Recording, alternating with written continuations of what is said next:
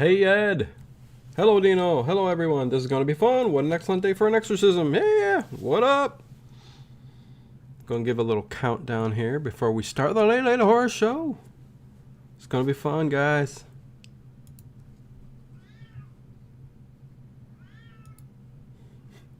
As the cat is meowing in the background. Meow it up, cat. Well, evening Max. Evening Ed Stewart. Connie Clary. RTN. Mr. 687. Muddy Up Yo Couch. Gotta love that name. What's up? And RTN. Who else is here? Horror Addicts was here. Kathy. Let's see who else shows up. But we got a lineup for you tonight. But I will let a little countdown go to get everybody in here. And then we will kick this baby off. What's going on? And feel free, you guys, to throw in your favorite horror movie of all time in the chat. Gory Bits, what is going on? Hey, everyone. Black Hall Manor. I start every morning with an exorcism. Amen to that, brother. Yeah. Yeah, just giving a couple minutes for everybody. So here we go. But yeah, feel free to pop on in and give your favorite horror movie of all time during Dino Reviews. What's going on? You know, guy with the name Dino, you can't go wrong there, right? There you go. Gory is here too. I promise I'm here. I'm just listening to this while I'm at work. I just won't be very chatty. No problem, Gory. It is all good. Just glad you showed up to watch. I will put timestamps in for all the contributors to this video. So when you come back, you can just click the timestamp on the bottom at any given time. Snooky Arriaga, love from Puerto Rico. How you doing? Nice to see you here in the chat. Welcome. Henak, oh my God, you expect me to say that? Henak Gebragergris. Okay, hey, that's, I don't know. I can't say it. Hernard Dare. Evening. Glad you're here, bud. See you every night in the chat. So there you go. Cool. The Mummy and the Monkey is here. What is up? Janet and James. Like I said, Gory B Movie is also here. Oh, hey, no. Yeah, Horror Addicts Danny Nightmare and Gory B Movie, who she's got her own kind of channel going on there too, though. Yeah, hi, you guys. Thanks for contributing to the show. Cryptomeria, yeah, what's up? Samantha's here. Hey, glad everybody's popping in. Kind of got a different kind of well, here, I'll talk in a little bit. Lynn, what's going on? Hi, everyone. Hi, Hegnar. Hey, Connie. Hey, Edward. Don Harrison. What's up? Ran B. This is Ran B. This is a little bit something different. Every Tuesday night, me and Ted do our thing. So what I put together here, Ted is not here this week, but I will get into that in 1 second. This is not going to be about me or my channel this night. It's going to be about everybody who contributed and some new channels. Some you guys already know. So there you go. Thumbs up, y'all. Thank you, RTN, as always. Great moderators, as always. I know other people are going to kind of come in here a little late and a little later on check it out. But like I said, I will put timestamps in, so you guys can come back later and tomorrow, whatever. I don't know. This ain't gonna. It's 15 people, so 15 different channels, so it's gonna be over an hour. So hey, Kaleidoscope. This should be fun. What's up, Dino Reviews? Looking forward to this one. Thank you, Dino. Beth S is here. Hey everyone. Nice to see you in the chat, Beth. Got kind of a different kind of channel going on here. 16 seconds, 15, 14. You guys are probably seeing a little delay. I need to refresh this. What's going on here? Let me refresh this channel. Get set so I see you guys.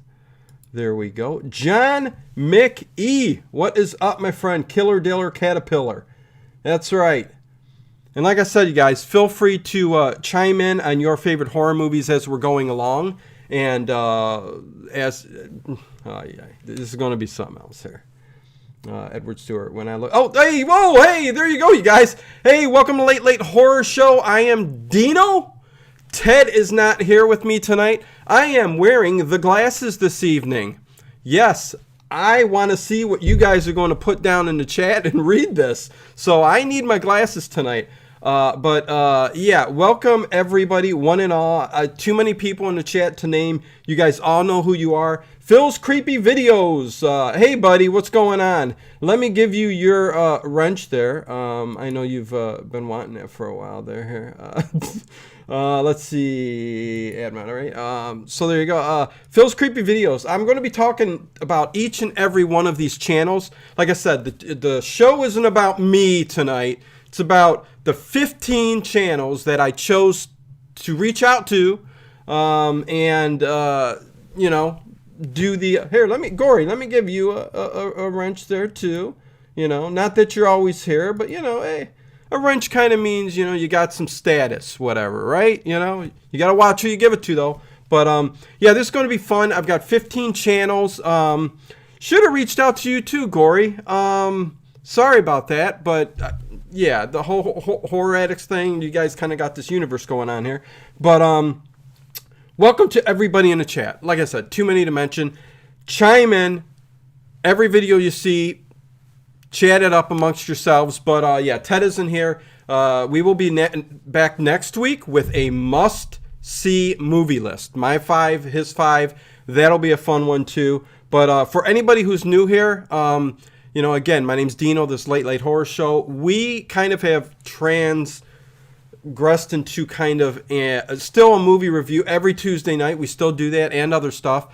But this channel is about, if you haven't checked out old time radio shows, or you don't know what they are, there's some scary ones, mystery, film noir. If you like that kind of stuff, 10 to 10 each night, I kind of... roll it and play it. It kind of helps people with an anxiety, people who can't sleep, and you just listen. They're great stories. They're movies in themselves, over and over. I mean, I've been going half a year now, and I still haven't replayed many shows at all. That's how many old-time radio shows there are out there. I know my channel is kind of a horror channel, but it's kind of transgressed into an old-time radio channel and a radio channel, kind of. But fun stuff for everybody. If you guys are, know me for years and stuff like this, I know some of you guys listen to it and like it. It's kind of a cool thing. But Tom, what is going on? Tom O is here. Let's see. We are about to... Nicole Schlicker? Did I say that right? We are about... And I'm going to get to the videos in 1 second. We are going to... Because I'm going to just push right through it. Great selection. Mr. Samurai Chuck. What is going on, buddy? I listen to them every night on my TV. Awesome, Beth. Yeah, see, you don't know who actually sits and watches this. Like, sometimes there's 300 people in the middle of the night watching this, but nobody's chatting. It's because they're falling asleep to this stuff. And I've even been doing black screen. Usually it's a fireplace. So mixing it up, a lot of different stuff. But welcome everybody who's here. And we are I'm 500 away from 4,000K subs. When we hit that, which will probably be by next weekend, I am going to do a big to-do and a big party. I'm going to make it fun. We are going to really have some good stuff. With Ted here and everything, and we're going to really do kind of a celebration. But anyways, let me get to what we're here for, you guys. Hey, Hiker Pete, what is going on? Again, I can see the chat now. I've got my glasses on, so I'll be watching it during the videos. I will respond to anything you guys got going. Heck, I was going to be real elaborate and do some skits and all that kinds of other stuff because, man, I'm going to kick this off with a channel that... I love this channel. I love this guy. Some of these channels you guys know. Some of these channels, because heck, we probably got about 30,000 old-time radio lovers out there. But a lot of you guys love the horror stuff. And these are all movie reviewers who review horror movies. and go sub. They're down there. All the links to their channels are there. Go sub. Let them know. No particular order, okay? And hopefully I'm not screaming too loud here. Let's see what's going on. You mean 40,000. What did I say? Did I say 4K or something? Phil's Creepy Videos. Yes, 40,000 subs coming up. So within this week. So there you go. I can't thank you guys enough. Much love goes out to each and every one of you. Much love goes out to all of you in the horror community who have stuck by the channel and who are still friends and still around. So appreciate that. But let's get started. The first one I'm going to actually sit here and watch with you. This guy's James with the Fun Nun Horror Show. Man, I can't even see. This is what's going to happen. This happens every night in the chat, you guys, when we do this, even with Ted. So many people show up. Jimmy D, I must say hi. How you doing, Jimmy D? Always learning. Mary, what's going on? Yes, we need to all get together at some point in some kind of convention thing. I am putting it together for around July, okay, before the kids kind of go back to school. So I'm working on it. Sweet, remember when it was 5,000? Yes, Ed, I do. Mum Finna, the ever leaving. I don't even know what that is. I don't know what that is. So here we go. I am going to start off, you guys, with James from the Fun Nun Horror Show. He is doing Sister Ash here. And again, these are all these channels' favorite horror movies. Of course, they change all the time. I mean, not necessarily all the time. I mean, Rosemary's Baby's been and I'm not even going to get into it because I've talked about it a million times. Rosemary's Baby is my favorite horror movie of all time. Of course, there are different genres of horror that, is my favorite and this and that. But Deep Red came around this past summer for my first time watch. And Deep Red, a giallo film by Dario Argento, fast became almost, it was pushing at Rosemary's Baby and going, I'm your favorite movie now. I love that movie, man. I love that movie. And then, of course, you can clump in all of the Universal horror movies and Full Moon, right, Danny, Gory? You guys know what I'm talking about with Full Moon horror. Same with Christian Hand horror, who's contributed a little bit something here too. But here, let me get to it. I can ramble on and on and on. But Unknown Origin, Rosemary is very spooky. Yes, it is. Sorry, I had to get that out, but keeping it classy. So here we go. The very first one. Oh, you know what?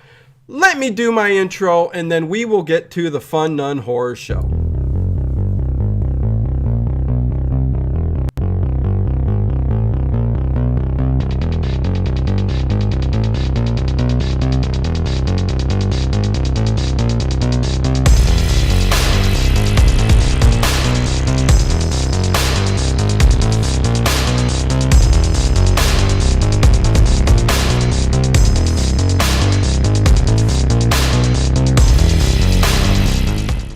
Just me, or is it getting crazier out there? Okay, there we go. I just wanted to do my intro because that is the Late Late Horror Show intro, the one we do every night or every Tuesday with Ted. So here we go. I am going to throw this one. Fun Nun Horror Show, Sister Ash. What the heck is your favorite horror movie of all time? And boy, here we go. Hello, everybody. Watch this with me. How y'all doing? Yeah, I got a favorite horror movie of all time. I love it. Got it right here. House. I love it. You might be saying, yo, sister, I've seen that film. It's not particularly scary. It's kind of stupid and goofy, and it's more of a comedy.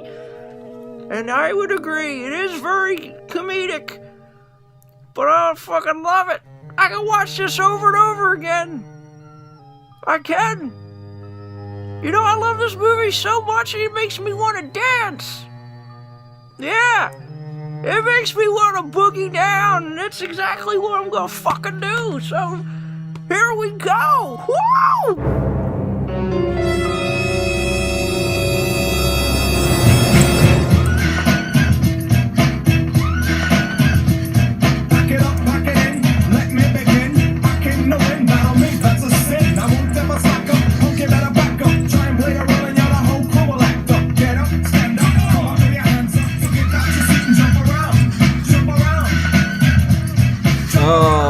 is so awesome. That is. Thank you, James from the Fun Nun Horror Show. Go check him out down below. Fun Nun Horror Show. Hilarious. Every single video and review he does is just hilarious. House, I can't complain with. I can't complain about many of these choices, but we are going to get into a lot of. Let's see, 5 of these favorites are going to be Halloween. But I know I spoiled a little bit there, but hey, it is what it is. People love Halloween, and I can't argue with them. But let's move on, you guys. Was that funny or not? James from Fun Nun. That's got to be fun. Look at the goddamn nun dance. The dude's funny, man. He's a great artist. He's the one that did the Pinhead of Me and the Godzilla of Ted, the artwork there. So there you go. That was amazing. I will be connecting to all these channels, says Phil's Creepy Videos. Yeah, and puppets. Yeah, Duncan. He's got another channel with a puppet. Duncan, I've gotten away from my puppet. Where is he? Danny Devil, where you at? I got to start getting into more stuff, but I've been busy as hell. So here, let's go to the next video. This one is Girl Behind the Counter. Bridget Bardot. Bridget Bardot. Gotta love the name. I mean, the name of the channel and the person kind of tells you what they're into and what they love. Yeah, this one, she doesn't got many subs. Okay, so please go over and sub for her channel. Very interesting choices in movie. I think a lot of avant-garde, a lot of old stuff, a lot of different types of movies. But what caught me when I first found the channel was her quirkiness. She's just got a different style, and she's got an allure to her that draws you in when she speaks. So, I can't say enough about this channel. Go check it out and take it away with, she does say, even though she knows who I am, she throws in a little too many lates. Okay, it's not the late horror show. It's the late horror show. But anyways, here, great channel. Check her out, and here we go. Howdy, y'all. I'm Bridget Bardot, for all you know, your girl behind the counter, and I talk about movies you don't give a shit about. And when Dino asked me to talk about my favorite movie, I had to stand. I love him. We're going to be talking about 1930s Dracula. Not only is this movie a genuinely good movie with, great performances, it's really well paced and actually has quite a bit of suspense in it, but this movie also defined what horror would look like in the future. If it seems passé, it's only because this is how it started, to be quite honest. It created the set design, the lighting, but also the way that things just move, a lot of the tropes for horror. And finally, it helped create the idea of the Scream King, or the guy who only plays horror movies, in Bela Lugosi. Before Kane Hodder, or Tony Todd, or Robert Englund, or Bill Oberst Jr., or any of these people drew their first breath, before Sid Haig ever donned his clown makeup, you had Bela Lugosi. While he did not want to be a Scream King, he is a Scream King in our hearts, and we stan. And also, I say this because the Dark Universe doesn't exist, and we live in a timeline where it doesn't exist, and I'm super bummed about it. So, I'm Bridget Bardot, for all you know, your girl behind the counter, and I am still bitter about the Dark Universe. Okay, I'm gonna abuse this a little bit. I'm gonna talk about 2 other films. The Wolf House is avant-garde as heck, which I have to include something weird. I mean, it wouldn't be my channel if I didn't include something weird and out there, but it is claymation, which is very twisted, and it looks like it's all done in one take. It manages to combine both fairy tale and magical realism elements, along with some stuff that is true real world horrifying. The Wolf House or as it's called in Spanish, La Casa Lobo, is a movie all about Colonia Dignidad. Colonia Dignidad is a colony in Chile, and if you want to know a bit more about it, I would suggest doing your own research because it is as fascinating as it is absolutely twisted. The plot follows a woman who escapes La Colonia and then goes to make her own family and what happens thereafter. It is a story which is both wondrous and absolutely horrifying. And I got one more, I'm sorry. Jacob's Ladder is peak psychological horror, and it really helped change really what sociological horror is, the horrors of society. Jacob's Ladder follows Jacob Singer, a Vietnam vet, as he returns to New York to see some of his friends, and as he's living in New York. So it is a mixture of both the divine and also the very earthly, horrifying horrors of war, and it has some serious nightmare fuel in it. I saw this as a kid on Chiller, no context. Nightmare fuel, horrifying, loved it. And you will too. Anyways, I'm Bridget Bardot, for all you know, your girl behind the counter. And let's take it back to Dino. Well, there you go, Bridget Bardot. Great choice. Great choice as she cheated and snuck in a couple other ones. But thank you very much. Go sub to her. She's an awesome channel. She needs the subs, and great person. I see that Tom O says the robot versus the Aztec mummy. Yeah, it's my favorite too. Yeah, you know, it's one of the greatest. The Birds, says Max. You know, I can't complain. If you're talking about Horror Addict, says The Dark Crystal is the scariest movie I've ever seen. This makes my skin crawl. There's something about The Dark Crystal that is very scary, because they're puppets. They're very, very, very much. Okay, so let me move on. Let's see. Anything else? Thank you, Bridget. Yeah. So let me go to the next one. Confused Reviews. What can I say? I've been friends with him since he was a teenager, a young kid.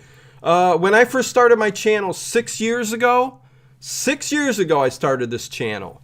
Didn't take off till 6 months ago, but 6 years ago I started this, and boy, was it a fun community. That's all I can say. YouTube's changed, but Luke from Confused Reviews, he changed his stuff up. He's kind of an animated kind of sketches too. He does appear in characters. Kind of hides his face, you know, but yeah, he's done streams with me when I think he was 16 or something like that. Oh boy. Okay, if you guys hear anything, people coming in the door. But yeah, the channel speaks for itself. He's very talented. Not much more I can say. Check out Confused Reviews, and I think this is our very first. I'll just let him do his thing. So here you go. Hey guys, Confused Reviews dropping in to tell all of you about my favorite horror movie. Hope you like it, Dino. Considering that for all of us, especially for something as subjective as film, our favorite spooky movie tends to be a revolving door of options. However, for yours truly, one movie has remained at the top for well over a decade that I feel perfectly encapsulates why I like scary movies so much. The most generic yet respected pick, John Carpenter's Halloween. Now I know, this movie has been dissected, analyzed, and talked about at fucking nauseum. I can almost guarantee it's going to show up several other times in this very video. So to make it quick, it has a great autumn atmosphere, characters to invest in, a score that is definitely in the top 5 soundtracks ever, and it's got Don Pleasance running around in a trench coat and screaming about impending evil. What more could you want? But more than anything else, I love the mystique of Michael Audrey Myers. Sure, his background is now very well documented, shattering what makes me love the original so much to begin with, But in this flick, it gives just enough breadcrumbs to piece something together in your mind, creating a terrifying antagonist that manages to steal the show without saying a single line of dialogue. I'm Confused Reviews. Stay safe out there. Actually, figure it out your fucking selves. Okay, so there you go. Yeah, I've got some cats going crazy here. Yeah, there's Ted. He turned into a cat, so there you go. So that was Luke from his channel's Confused Reviews, and of course, that's our very first Halloween, 1978, and again, you can't deny that. Now I've got the dog barking. You know what? It is what it is. We're a live show. The dog barks. The cat meows. What are you gonna do? Yeah, I see the stuff in the chat there, guys. Hey, Risky Business. I haven't seen you around here. Welcome to the channel. Do appreciate everybody for sitting around with me and enjoying these favorite horror movies of all time from these channels. Yeah, they're throwing me off here. Anyways, let's move on to our next contributor. Firefrost, what's going on? Hello all. The first Alien movie still creeps me out to this day. It creeps you out, but is it your favorite horror film of all time? All good, Dino. Yeah, thanks. Beach blanket bingo. You know what, Tomo? Yeah, there are people who that's somebody's favorite movie, a horror movie of all time. Beach blanket bingo. That's not a horror movie. That's with Avalon and Frankie Valli. Dino, great to see you and love the kitty. Yeah, kitty dropped down now. I think they're looking for water out there. I've got a diabetic cat. You know, I'm going to make a movie about this. A horror movie about a crazy, psychotic, diabetic cat. Not this one, but the black cat out there has got 3 legs, diabetic, and it won't stop meowing. And I think that's the makes of a horror film. So there you go. Okay, you guys. Let's see. Edward Stewart. I met the 6-year-old with the darkest eyes, the devil eye. Halloween. Yeah, yeah, good stuff. Yeah, you can't deny Halloween. So Christine is definitely one of my favorites. Beth says Christine. I did know that. Yeah. You know what? Check out Beth S. If you're into 80s kind of, well, she does albums, plays stuff. Go check out her channel too. I got to throw that out there. Good friend, Beth S. Here we go. I think one of the bigger channels that I've got on here, Drum Dums. Lee McCoy over at Drum Dums. Very good channel with very good editing, very good personality, does a lot of content. Yeah, wonder what his favorite horror movie of all time is going to be. But thank you for contributing, and let me just jump right to Drum Dums.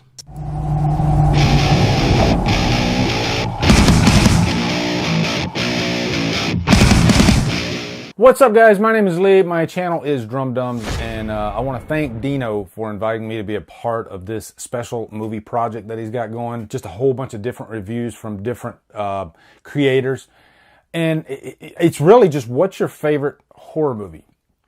And mine is Halloween. And at first, and really up until like right before I recorded this, I was going to do another movie, just to kind of showcase another movie, because it seems like Halloween, there's almost like a stain on the movie at this point.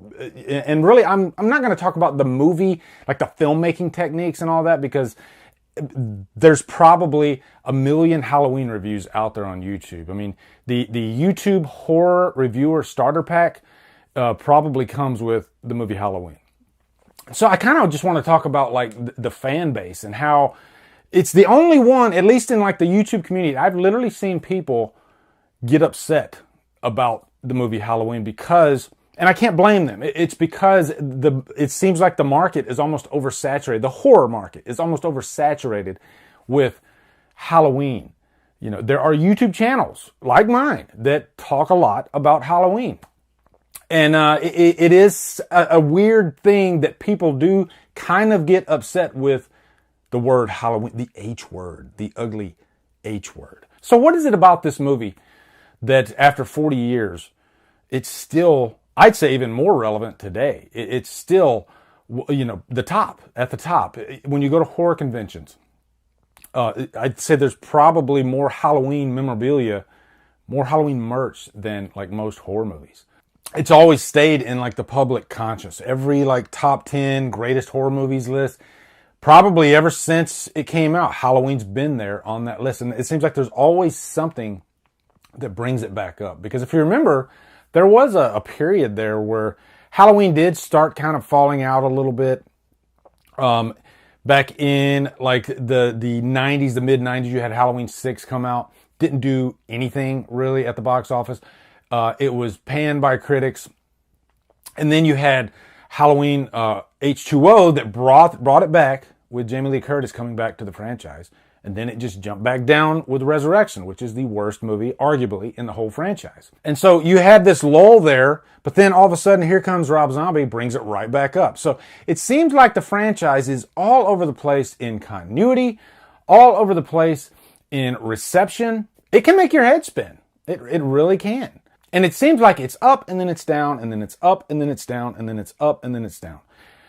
Halloween 2018 came out, and I think it was almost too popular. And this circles back to the negativity that I see in the community with Halloween. And I'm not pointing a finger at anybody and judging anybody for not liking the franchise, not just the movie Halloween 2018. I'm just acting like an observer, you know, like why is this reaction happening? Why do people really get bent out of shape when it comes to the franchise? And I think maybe it's just oversaturation.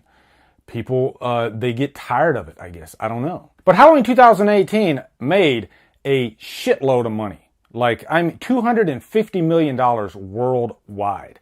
And it quickly made Halloween the most financially successful horror franchise of the bunch. And I'll be the first to admit, there are Halloween fans that are, I guess, what you would call fanatics. I guess I'm a fanatic, but it can go to a negative level where that's like everything in their life. All they want to watch is Halloween. I'm not that way. I'm definitely not that way. I love all types of horror. I love finding new types of horror. I'm really into like Italian horror right now. That's kind of my current thing. But my heart's still with Halloween. I'll always love the franchise. And it's all because going back to that first movie. What John Carpenter was able to create, I think, is beautiful because it's really about simplicity. You know, when you get, it almost sounds like it shouldn't have been a success because of how simple Halloween is. You know, the story is simple. The characters are simple. The killer is a blank slate. Everything about Halloween is very simple. Even the score, you know, the 5/4 time score, very simple. But for some reason, when you put it all together, put it in the blender, it just works perfectly. And I think it's the perfect foundation to build off of. And I think that's why we have so many different continuity timelines in the franchise. Once it gets stale, we can start over again. And why? Because we have that perfect foundation. There's so much open space to play with in the first movie to spring forward in a sequel. And maybe that's why they just keep doing it. But anyway, Dino, thank you so much for having me here. I hope I made at least a little bit of sense because I'm still trying to figure it out myself. Like, what is it about this franchise that makes people just lose their freaking minds? Including myself. But yeah. So anyway, Dino, thank you so much. Thank you guys for watching. My name is Lee. The channel's Drum Dumbs. And have a great day. Well, there you go, Lee. Thank you very much. That's Drum Dumbs with Halloween. I like how he did that. He did a little different perspective on it and talked, a little bit because everybody's done Halloween. Everybody, and I know everybody's talking in the chat about backlash on Halloween and stuff like that. I think Beth said it, but you're always going to get that with something that big. I mean, the big franchises, especially Halloween. I think just bringing it back, and heck, I've even done it on my channel. I've made fun. But in a fun way, because I'm a jokester, you know what I mean? But anyways, you can't go wrong with Halloween 1978. You just can't do it. It's iconic. It's what can you say? I would say really quick, if you are new here and you haven't hit the subscribe button, do that. All the links to everything are down in the description box. My email, everything. You can find everything down there. And I can't not do a video without at least recognizing like the channel members and the Patreon. There's a little join button down under the thumbs down and thumbs up. There's a little join button. Feel free to hit that. It supports the channel, supports everything I do every night. It's almost a 24-hour thing now on the channel. But that join button kind of gives you some cool features and extra access to the Discord and a bunch of other perks. But I did want to thank the channel members here. Oh, shoot. I can't even do it. I can't bring it up because I've got a bunch of other stuff in front of there. Oh, well, you know, that's okay. That's okay. I'm not going to mess with this because in OBS, I've got a whole list of things that I've got to do, and I'd have to rearrange them. But anyways, join there. There's about 60 channel members now, which is amazing. I love it. You guys are the best. Fantastic. The Patreons, too. Horror Gal, Susan. It's so funny that you would come up now in the chat like that because you are the next one on the list. So, you know, if you don't want to see yourself, maybe turn away. But, yeah, the next one up. And again, I think I'm going to go in order here. The next couple ones are going to be Halloween 1978. You know, Horror Gal will tell you all about it. But the good thing is they're all giving different explanations on why it's their favorite. And so they're all good. They're all good. Go give her a like. Horror Gal. Her channel is Horror Gal. You see her right there in the chat. That's her. I subscribe to your channel, Dino. Thank you, Nicole. I appreciate it. Always stuff going on the channel. Overnights, every night. And then there's movie nights on the weekend I've been throwing up. In addition to the old time radio shows. Those have been a hoot. The people in the chat, it's almost been like Mystery Science Theater with what they got to say and stuff like that. It's been fun. It's been amazing. But let's get to Horror Gal. What is her favorite horror film? I think I just said it, but here we go. Hi everybody, it's Susan. First I want to say a big thank you to Dino for inviting me to be a part of this video. I'm so excited. Talking about your favorite horror movies of all time is a really fun topic, so I hope that you guys will enjoy hearing me talk about my favorite horror movie of all time, 1978 John Carpenter's Halloween. This is the extended television version where they actually added time to the movie. This was an independent, lower budget film. The budget for Halloween in 1978 was $325,000, and reportedly a lot of that had to go to secure Donald Pleasence in the role. And then of course they wanted to get Jamie Lee Curtis because her mother, Janet Leigh, is a scream queen. Obviously she starred in Psycho, and they wanted to kind of carry that legacy. Jamie Lee Curtis playing our final girl, Laurie Strode, and Dr. Loomis, played by Donald Pleasence. John Carpenter used Panavision's Panaglide camera for this movie, and at the time, this was the very beginning of Steadicam. Halloween was originally going to be called The Babysitter Murders, and they decided to go ahead and grab a holiday that was fitting and go with Halloween. As far as villains in horror movies, I feel like Michael Myers is kind of the ultimate foe, the ultimate adversary. He just takes a licking and keeps on ticking. He never stops. He doesn't have to run. He's just there. And for those of you who, if you're not familiar, the original Michael Myers mask from 1978 was actually a Star Trek William Shatner mask that they then altered, painted white, made the eye holes larger, cut the back, ruffled up the hair, pulled off the sideburns. The majority of this movie was filmed here in Los Angeles, California, with a lot of it being filmed in South Pasadena and Hollywood. Obviously, we do not have 4 seasons here, and this is supposed to be in the fall, in autumn, so they had 2 bags of leaves that they had to carry around, scatter around for each shot, and then gather them all back up and go to the next location. Little stories like that are endearing and just make this movie that much more special to me. As for my personal relationship with the movie Halloween and the reason that it is my all-time favorite horror movie, it is for a myriad of reasons. A lot of those coming from the fact that I feel like it is the perfect amalgamation of director, actors, crew, tech, everybody just did an amazing job, and it was all from a genuine, authentic, heartfelt place. You will be able to feel that love for the film and for the art of making movies, and it does come through in the film, in my opinion. This movie has a lot of sentimental value for me because as a child, every Halloween they would show this movie on television, right? I really, really, really wanted to be able to watch it, but I was too scared, so I would always kind of chicken out of finishing it. I could never finish it.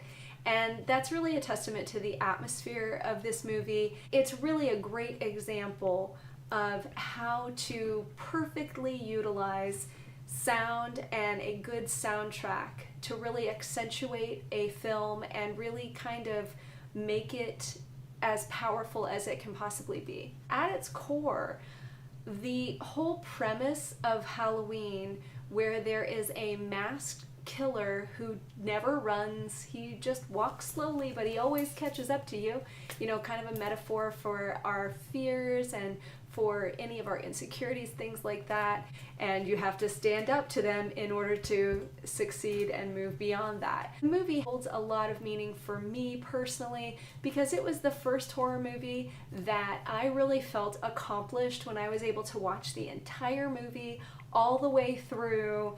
You know, I'm sure I wasn't supposed to be at the time, but whatever, right? And it was one of those things where I felt like I had overcome a fear, I had accomplished something. I was learning how to stand up for myself or protect myself, you know, kind of watching Laurie Strode navigate through this film. Honestly, it felt empowering to be able to watch this. John Carpenter, I think, just is amazing. He does happen to be my favorite horror director, and I really, really, really love what he did with this film. There is a magical quality about this movie that stands the test of time. The point of view of Michael Myers in the mask, every aspect of this movie is really, really special, in my opinion, and it is my very favorite horror movie of all time. It holds a lot of personal memories through the years for me. It just gives you different layers and different levels of experiencing a really good horror movie in different ways each time you watch it. Halloween was directed by John Carpenter, who really respected Alfred Hitchcock. In Halloween, we follow a 6-year-old Michael Myers as he murders his older sister Judith on Halloween. He is then sent to a sanitarium where 15 years later he escapes, steals a car, and begins what will become a murderous rampage, all while he has his doctor, who is Dr. Loomis, following him, trying to prevent this from happening as he knows that Michael will want to murder again on Halloween. The group of girls that Michael Myers chooses to stalk and terrorize are Laurie, Annie, and Linda. And the only one of the 3 friends who really understands what's going on is Laurie Strode. And of course, that will come in handy towards the end of the movie. Laurie says she will babysit Tommy Doyle on Halloween and thinks she is going to have an uneventful night of watching movies and carving pumpkins, but unfortunately, that is not how it ends. This movie is filled with incredible imagery. Every scene is basically like a snapshot, and there are images that you will remember long after you're finished watching this film. It's one of the reasons that I really love it, is that it does more than just tell the story. It also paints a really vivid picture as well. There are some scenes in this that are done in such a way that they were really groundbreaking at the time, and people try and fail continuously to replicate these. Michael in the shadows, Michael rising up in the background. These are just things that will stick with you and that really bring you into the film and make you really empathize with Laurie and her struggle throughout this film. As a kid, sneaking to watch it and never being able to finish it, and then finally watching it in its entirety, it really did give me a sense of accomplishment and like I had overcome a fear. A lot of horror movies are morality stories, and so that kind of ultimate tale of good versus evil and the final girl and how she triumphs in the end was always inspirational. I think that Donald Pleasence and Jamie Lee Curtis both give amazing performances in this film. PJ Soles is in this movie. She is amazing as Linda. And last but definitely not least is Nick Castle as Michael Myers. He was a friend of John Carpenter and was cast in the role and did an absolutely amazing job. And it has stood the test of time, and it is to his credit that nobody else can portray Michael Myers like Nick Castle. The whole movie is really well done. It is iconic. With a lot of us horror fans who have seen a ton of horror movies over the years, that it is still our very favorite movie, and that is saying a lot. I did attend the 40th convention for the 40th anniversary of Halloween. Obviously, I have collected a lot of Halloween merchandise over the years, and a lot of versions of it on DVD and Blu-ray, and even old VHS tapes. John Carpenter's Halloween 1978 is my favorite horror film of all time, so I was really thrilled when Dino asked if I would like to talk about it today. So again, thank you so much, Dino and the Late Late Horror Show, for having me. I really appreciate it, and I hope you guys are having fun exploring yours and all of our favorite horror movies of all time. Oh, there we go. Confused Reviews. I'm the best there is, no question about it. I wake up in the morning and I piss excellence. Halloween 1978. Can I just say really quick, everybody that jumped in during this video, thank you again, Susan, Horror Gal, subscribe. Thanks for all the effort you put into that video. I mean, that was a lot of stuff. That was some cool stuff. Yeah, Drum Dums dropped in during that video. Christian Hannah Horror is here. Christian Hannah Horror is here. Straight from Louisiana. And all the other ones. I was reading. I appreciate all the chats going on in here. I can't keep up. I got a cat scratching at the door. I got a cat that needs water, and I guess I could have got up and went and did that, but I didn't. So if you hear the cat meowing, I am sorry. But anyways, thank you again, Susan. That was awesome. I know Beth said something about the jacket on the back. Old school jacket. I mean, come on, how can you go wrong? If Dino sneezes, that table is going to drop everything on it. Yeah, every now and then, a couple things drop, Christian, but, hey, that's part of it. I am going to be mixing this up again here. I've got the Ghostbusters car, the Lego set. I'm getting into the Lego sets now, and those may end up in certain areas. But anyways, thank you guys all very much. Yeah, thank you again, Horror Gal. I can't say enough about it. Drum Dums, thank you for kind of going a different direction with Halloween. I am going to do Horror Addicts next, just to do something a little bit different, because they didn't pick Halloween. But right after that, I got 2 more vids of Halloween, but there's still quite a few to go. So I do want to get into it so that everybody can. I just don't want to miss the chat and anything important that anybody has to say. Somebody said Mantan Moorland, RTN Productions. Not everybody's going to know that, but hey, invite me over to play with the toys sometimes as Horror Addicts. Hey, anytime. Lex Schlicker, making videos in next month. Okay, good. Does the cat need its insulin?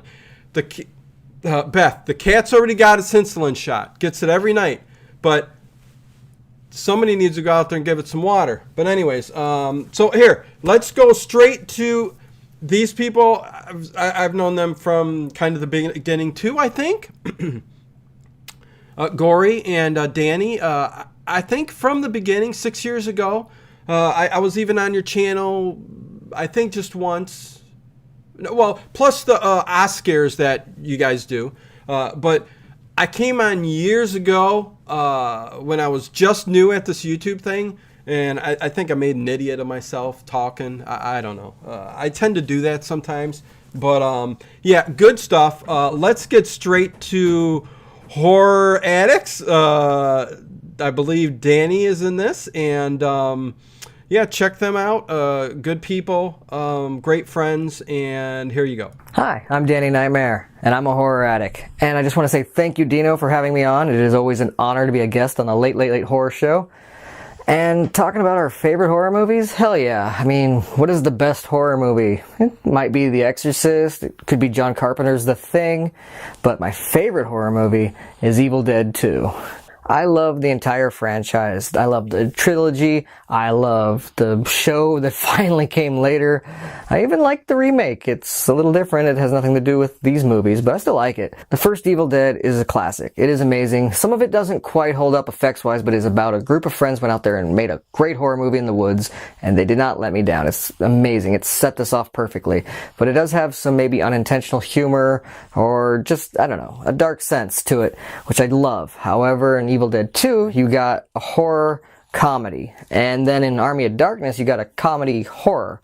I feel like the second one got the tone just right, balanced both horror and comedy, and it still holds up. Hell, if you go look on Rotten Tomatoes, it's still got like a 95% rating. When I was little, I saw Army of Darkness in the theaters, and my dad, I begged him to let me take home the cardboard cutout of Ash. I didn't know really what Ash Army of Darkness was. I didn't even know about the Evil Dead at this point. I just knew that Ash was one of the coolest characters I'd ever seen.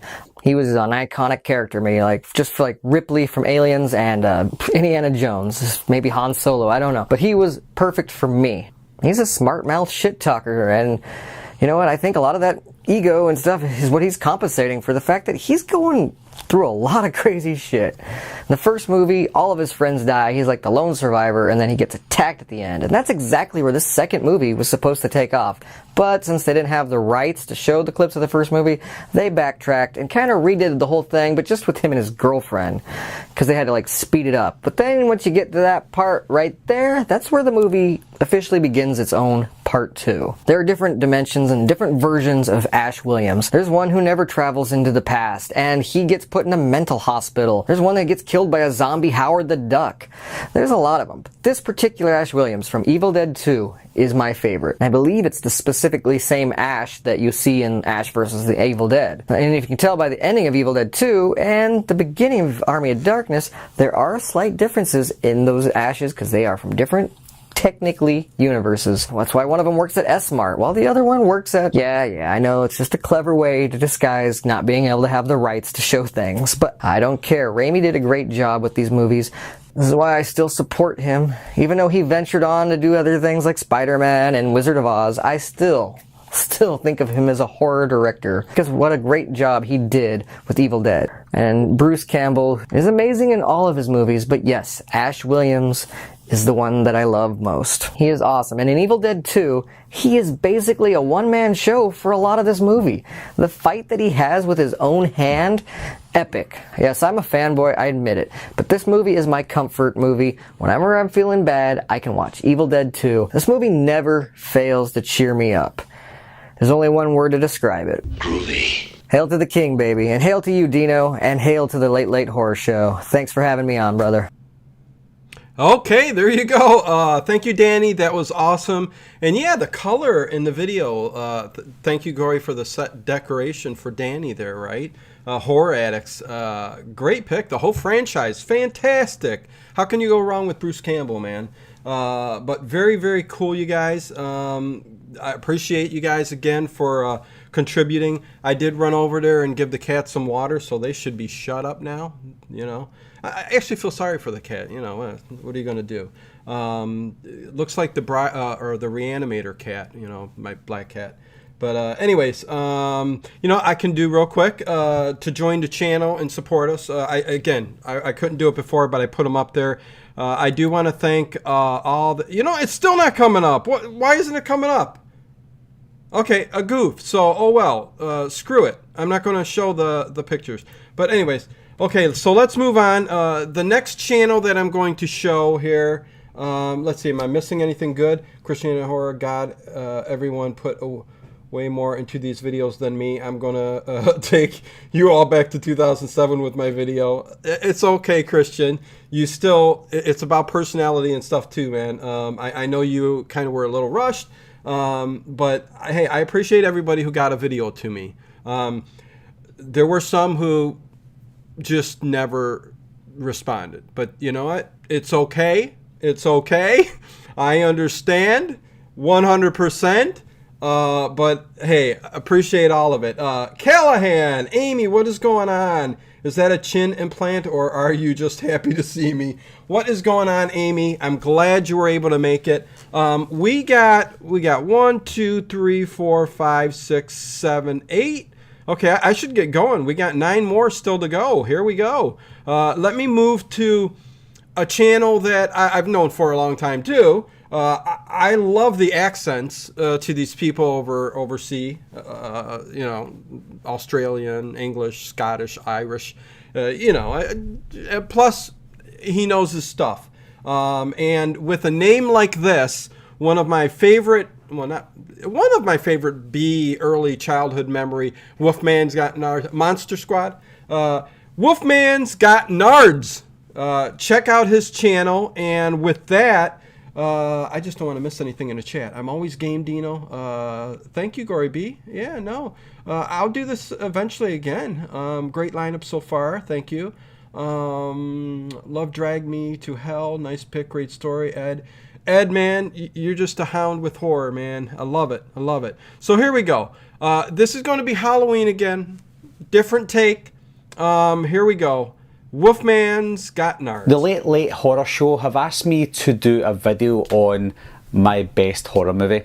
Now, most of you will know that my best horror movie is Halloween, but what I'll do today is talk about the reasons why it is my favourite horror movie, because I know that a lot of people have a favourite horror movie, but it's maybe not necessarily the best horror movie. For me, I think Halloween technically is the best horror movie ever made, and it also is my favourite horror movie as well. Now, if you first look at Halloween on a successful angle and a technical angle as to how it could be the best horror movie, you only need to look at, first of all, the budget. The budget was around about $300,000. They had a 28-day schedule or whatever it was to get this movie filmed in the same year that it came out, and that's quite a hard job to do. Even back in the 70s, John Carpenter managed to do it. He got together a group of people that made a masterpiece, and even back then, people, before the movie came out, people thought this isn't going to be a good movie, and obviously the rest is history when you look at the news and interviews, etc., from when the movie was released back in 1978. It was a massive success. It made millions of dollars at the box office, and it still is one of the most profitable horror movies of all time. When you look at the technical aspects of Halloween, they achieved so much.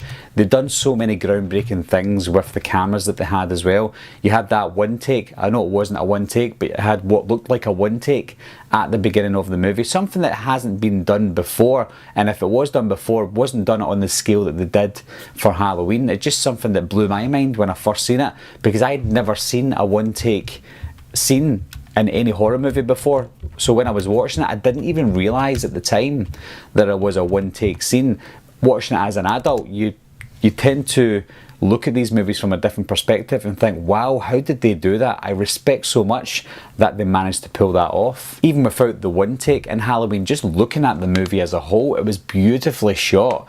The wide angle, the anamorphic tone to the movie, the blue hue that you get throughout this film as well, it was just so beautiful. Obviously a lot of this was done in post-production, but you had to get the right angles, you had to get the right shots, and that's something that John Carpenter done perfectly. When it comes to the acting in Halloween, no, I'm not one to defend the acting in the film, because the acting overall is not great. Some of the acting is pretty poor, to be honest, but I think what brings the acting up is a powerhouse performance by Donald Pleasence. Jamie Lee Curtis was good in the movie, but she was overshadowed by the performance of Donald Pleasence as Dr. Sam Loomis. When I was younger, the idea of the boogeyman, the shape, was scary.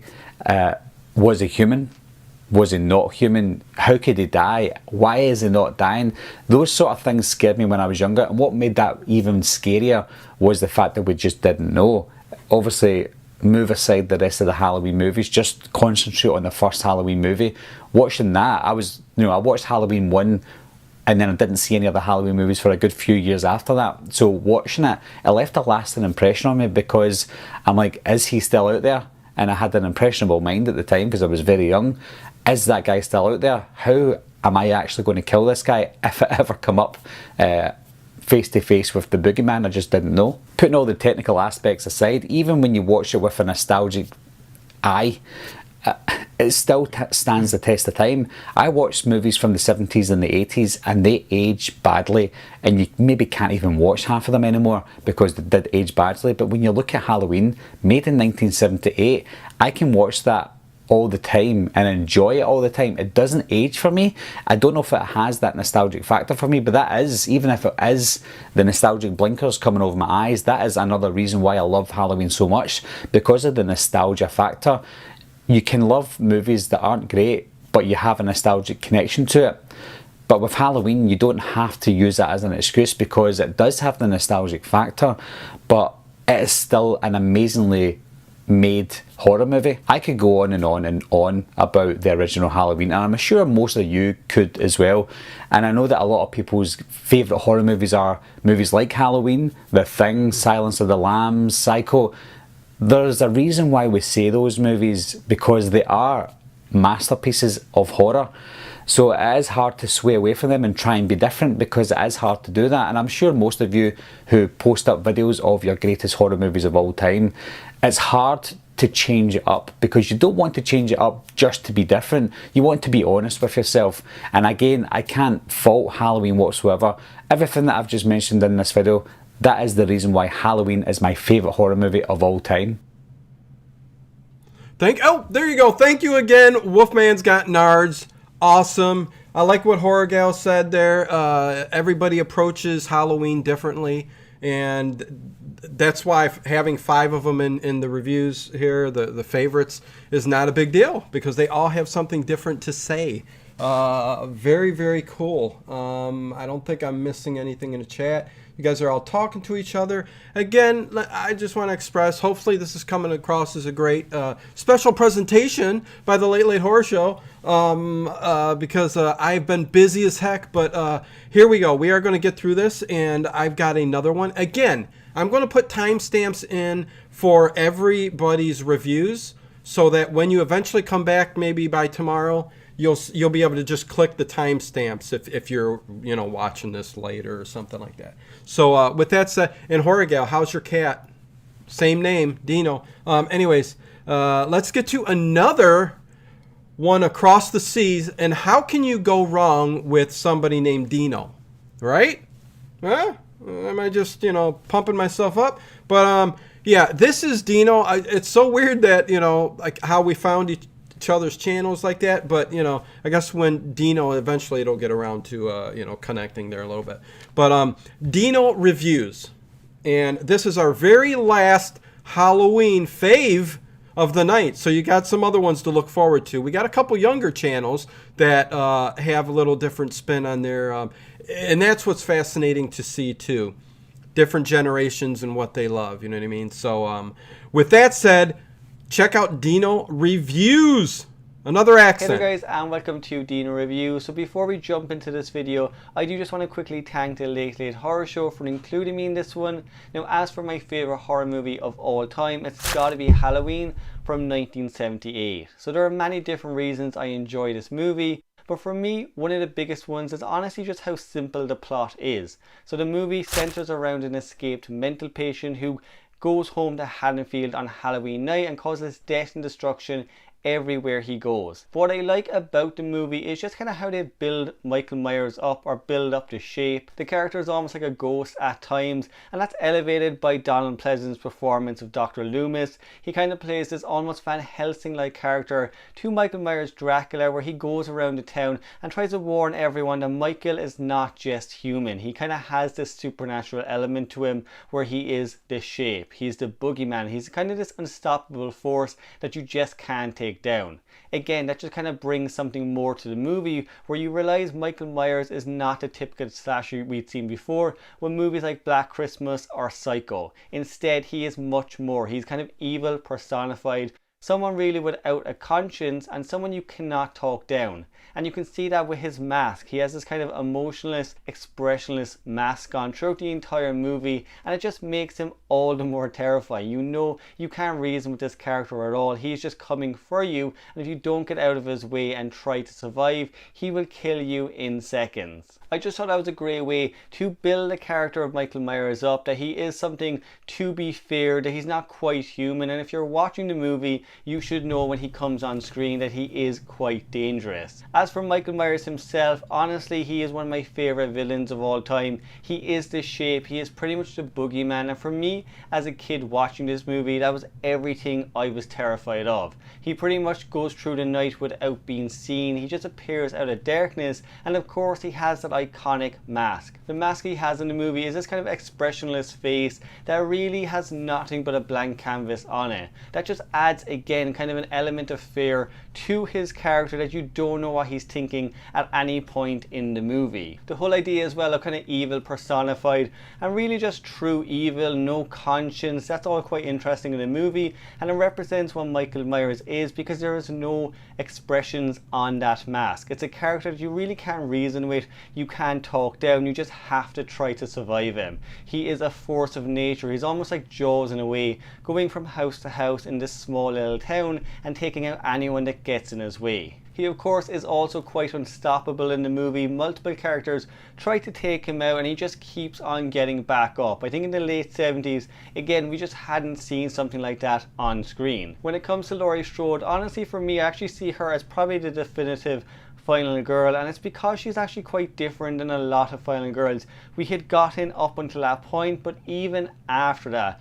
she's not an Ellen Ripley, she's not a Sarah Connor type character, she's not this warrior character that just goes out and finds Michael. Instead, she is a regular character that most audiences could relate to. John Carpenter and Deborah Hill even kind of said when they were making the movie, they wanted to find a character who audiences would care for, someone they wanted to protect and they wanted to make sure survived the movie. It's a great way just to kind of attach audiences to your final girl and really root for her to survive. Now, at the same time, she's not a damsel in distress. She pretty much fights back at every point she can with Michael, and she takes him down multiple times in the movie. Now, as for the directing, I absolutely love the directing in this one. We got dolly shots, we got POV shots. There's a lot of great shots in this movie, and a lot of it is down to them having a low budget, so they couldn't really edit the movie too much, and honestly I think that makes it a bit more of an intimate setting. You kind of really fall into this town of Haddonfield. You're watching these characters through these long shots as they're walking home from school, as they're babysitting kids, and it just does make it all feel a lot more realistic. The score is also perfect in the movie. It's iconic, of course, and it's up there with Jaws, The Exorcist, and even Psycho, as when you hear that music you know it's from Halloween.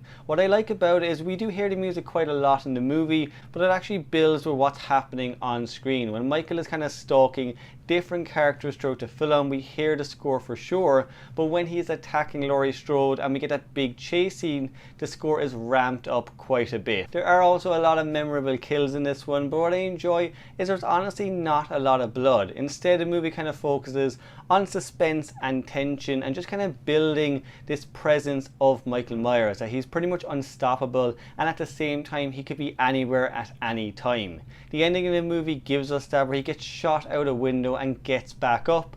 We have this kind of long shot of these different locations where Michael could be, and the movie ends like that. I think audiences in 1978, when they actually watched that must have been a great way to leave the cinema, not knowing where Michael Myers actually is. Overall, this is my favourite horror movie because pretty much everything works in it.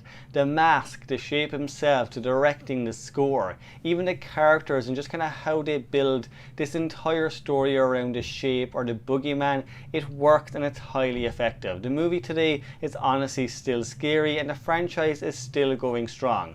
But guys, look, again, I just want to thank the Late Late Horror Show for including me in this one. I can't wait to see what everyone else picks, and I will see you guys in the next one. Hey, there you go. Dino reviews. Dino, thank you from Dino. I appreciate it. Hey, within hours of asking him, I had a video. Mr. Magic Man That was awesome. I appreciate all the effort you put into it. Nice, crisp video, background. He knows his stuff. Great knowledge. That's why I would say go check out his channel. Hopefully he starts doing a little bit more. And he is good on Twitter, Horror Addicts, Gory. He's definitely on there, always interactive on Twitter.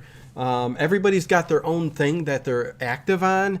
I'm kind of all over the place with Instagram. I'm kind of trying to get into Instagram. That's where I'm most active at the moment now, but all over the place. So there you go. Another really cool video. That was our last Halloween.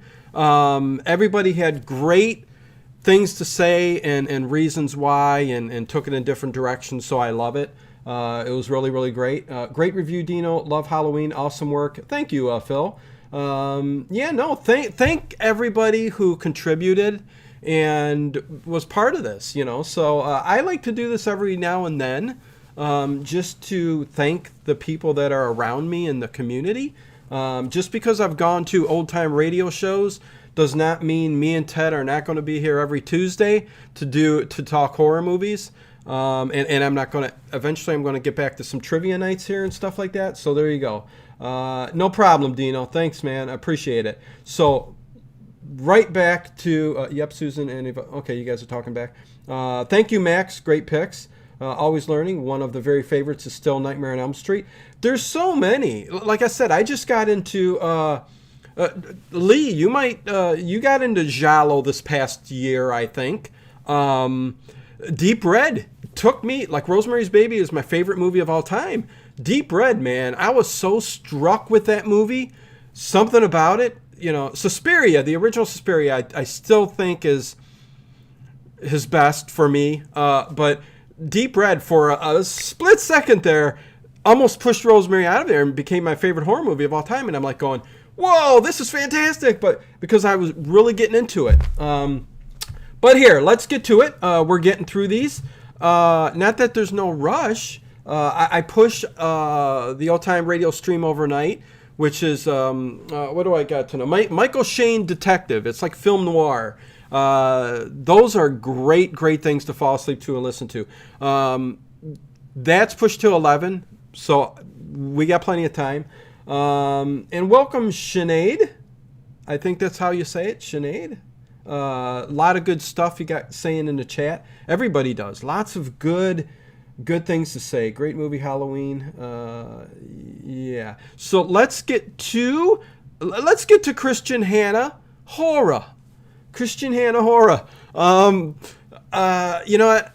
I've actually known him for a long time, probably longer than he's known me, because I used to watch him when he was sitting down and talking about horror movies and this. And I was always just fascinated by his big killer clowns that he had, because I was such a big fan. But a great guy, great content, really pushing his game lately. Really good stuff. Let's get to Christian Hanna Horror. Hey, what's up, guys? This is Christian Hanna Horror. When Dino asked me to talk about my favorite horror movie, it's never been so easy. Return of the Living Dead is unequivocally my all-time favorite horror movie. Now, there's so many things about this movie that just mean everything to me. First of all, being like a punk rocker like I am, this movie exudes that to the 10th degree. Everything about it is punk rock. From the literal movie, the characters in the movie, the soundtrack to the movie, the story of the movie. Dan O'Bannon, who took the script for the movie and was like, don't like it, nah, let me do it my own way, let me do it my way, completely rewrote the script to what it became, which is this Return of the Living Dead. And it was a rocky production, things were nuts, but he got the film on screen. He got the movie he wanted. And this does not happen that often ever in horror. Ever.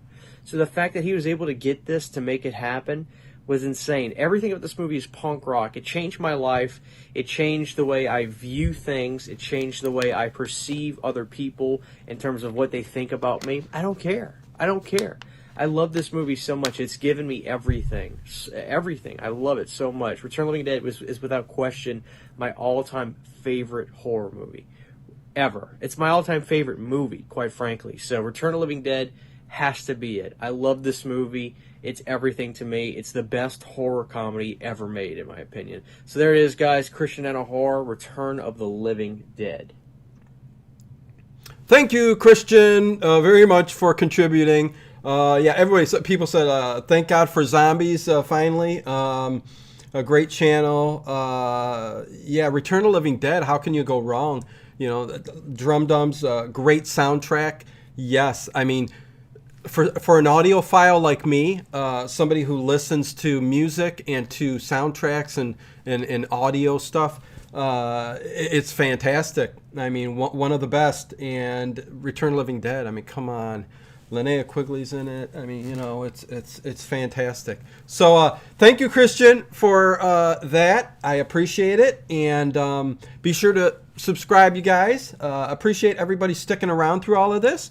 And we got a few more. The next one I'm going to jump to is The Mummy and the Monkey.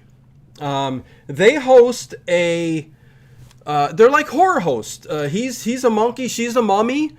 Janet James, they do their thing on Facebook.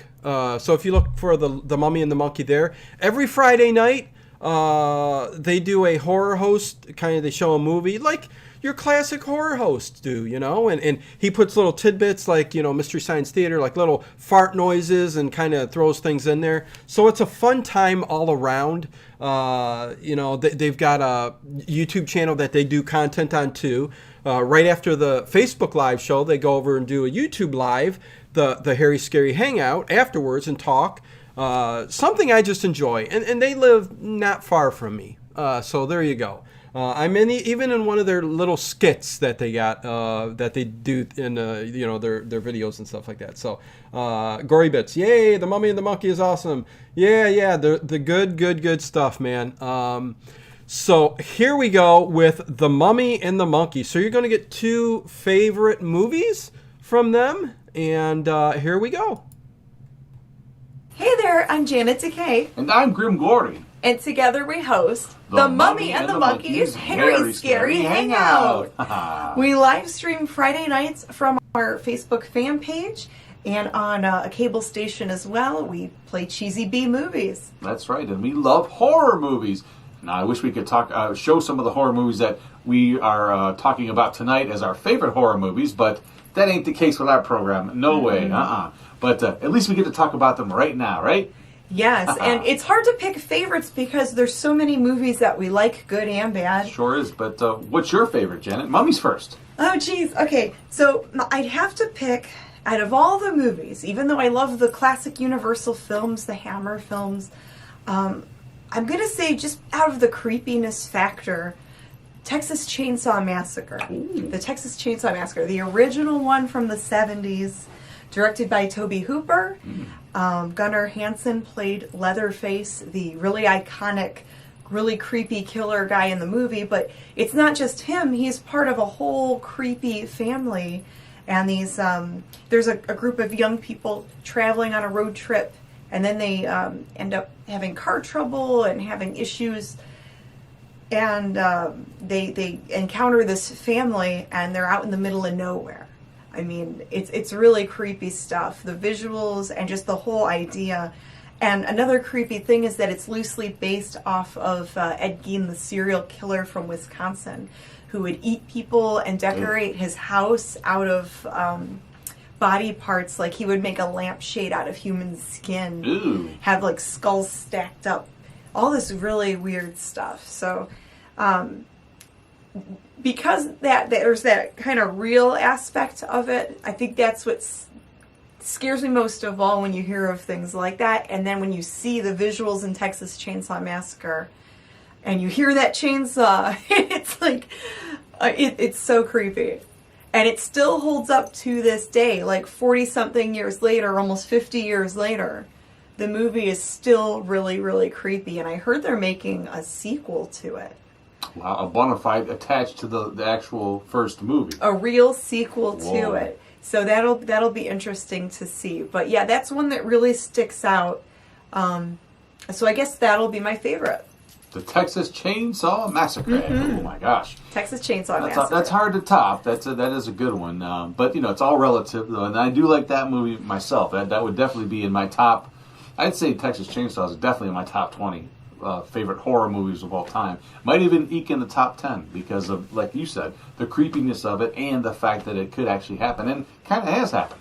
Yeah, I mean, it has happened, and it is based off of, like, real, true stories of people doing these terrible things. Yes. Let's see. What is my favorite horror movie? There's quite a few that I really like, but the one that always stands out for me, that gives me the creeps the which most, one? is the one, the only, The Exorcist, starring Linda Blair. Oh my gosh, that movie, and Max von Sydow as the priest. Very good. The cast. Okay, so why I like this? Why is The Exorcist your favorite movie? People ask me. They say, Grim Glory, why is Exorcist your favorite movie?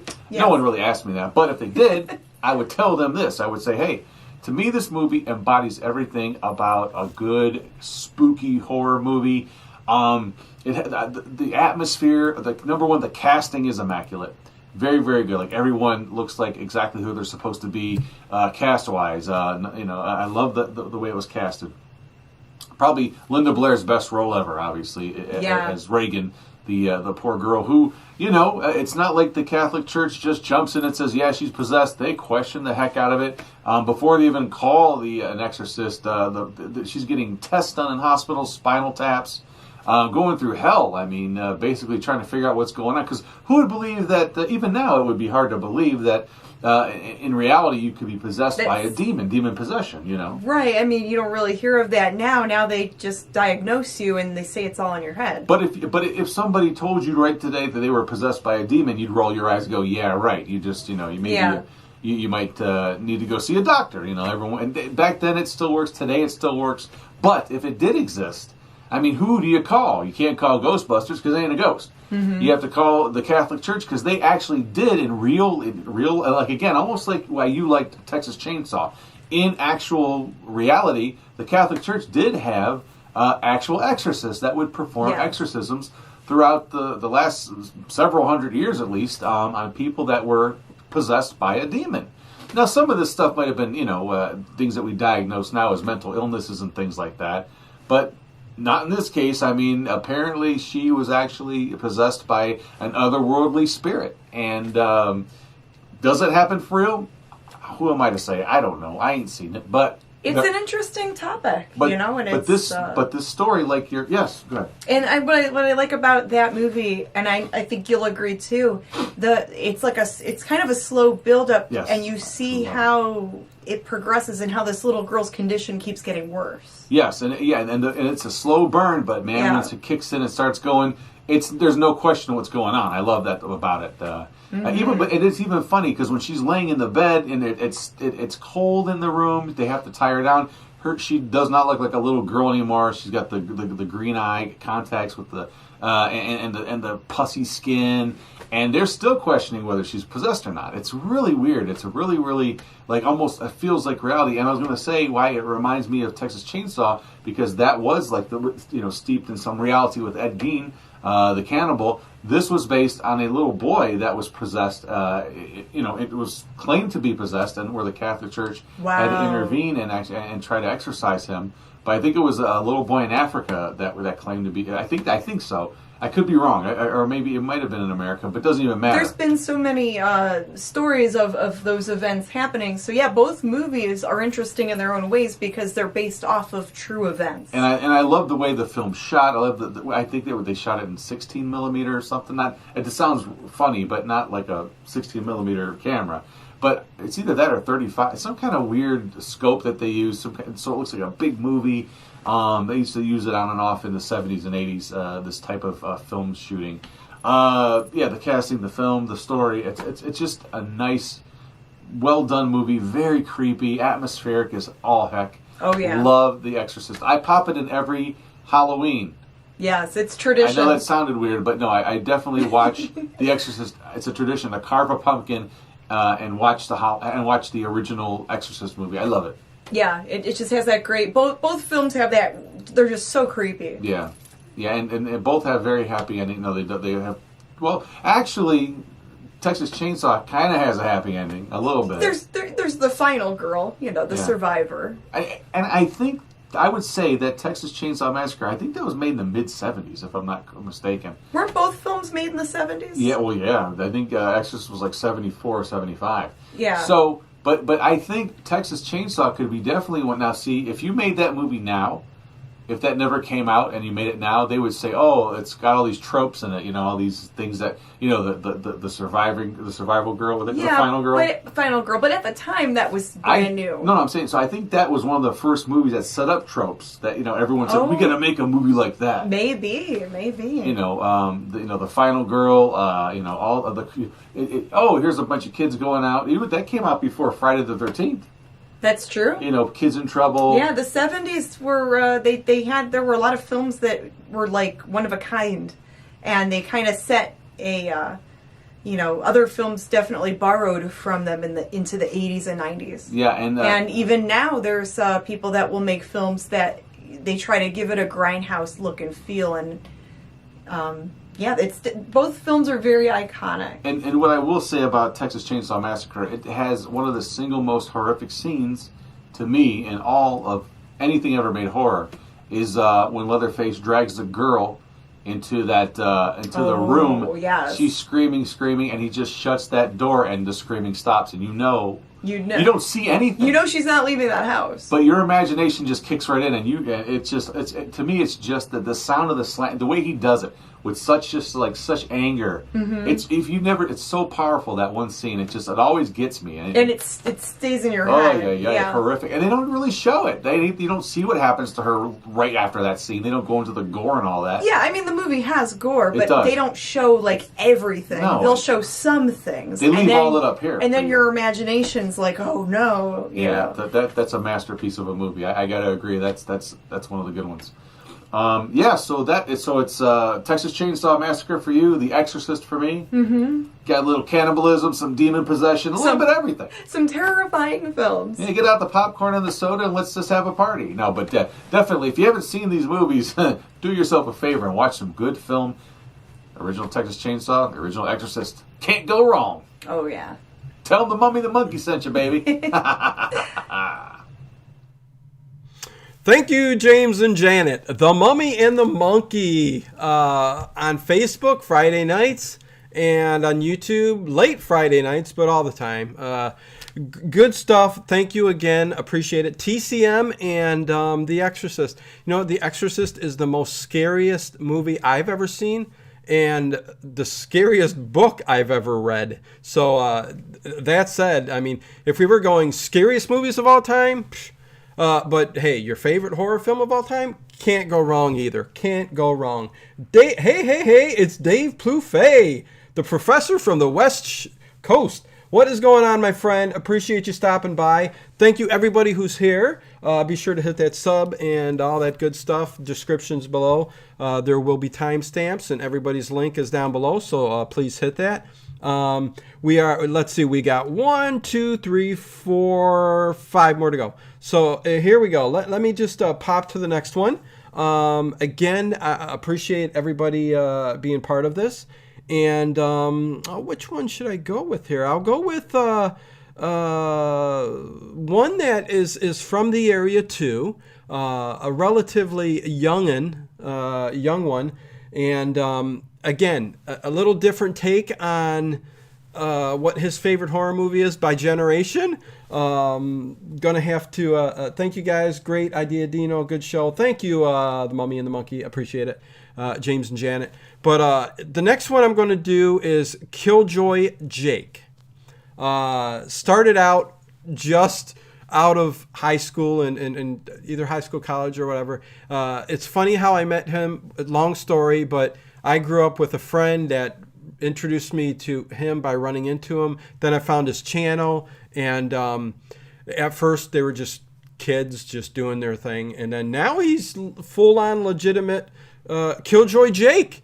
And let's see what his favorite horror movie of all time is. Hey everybody, what's up? Killjoy Jake here, and instead of having friends, I have horror movies. I real quickly just wanted to thank the Late Late Horror Show for having me on their channel to talk about my favorite horror movie. Make sure to subscribe to that channel if you haven't already. They put out some pretty dope content, you should make sure to check it out. Now, I've talked a lot about like different horror movies on my channel that I'm a big fan of, even some like really weird ones like Piranha 3D is unironically one of my favorite horror films. For some reason, I don't know why, it's one of those weird things that I can't even explain. But I think definitively my favorite horror film is Hereditary. Now, unfortunately, this movie review is gonna get a little personal. I apologize in advance if you just don't really care. But back in 2018, your boy Jake was a little depressed, not really sure what to do with life. I was a year out of high school. I didn't even know what that guy was doing. I wasn't going to college. I was kind of working. I didn't know what was going on. I took my girlfriend at the time to see this new movie, and it blew my mind. It terrified me in all different kinds of ways. I'd never been so frightened by a film before. I ended up seeing it 4 or 5 times its opening weekend. I even still have the tickets around here somewhere. It changed my life entirely. Like, I was pretty big into horror still, like throughout my entire life. I've always like loved horror movies, but like that was the film that was kind of like the spark. That was like, okay, I really need to get into this. I need to start watching all the sequels and stuff. I started like immediately after that, I watched all the Friday the 13th films for the first time. I watched all the sequels to A Nightmare on Elm Street. I had seen the original film, but I hadn't seen like the other sequels. I just started going through all these different like classic horror films, and then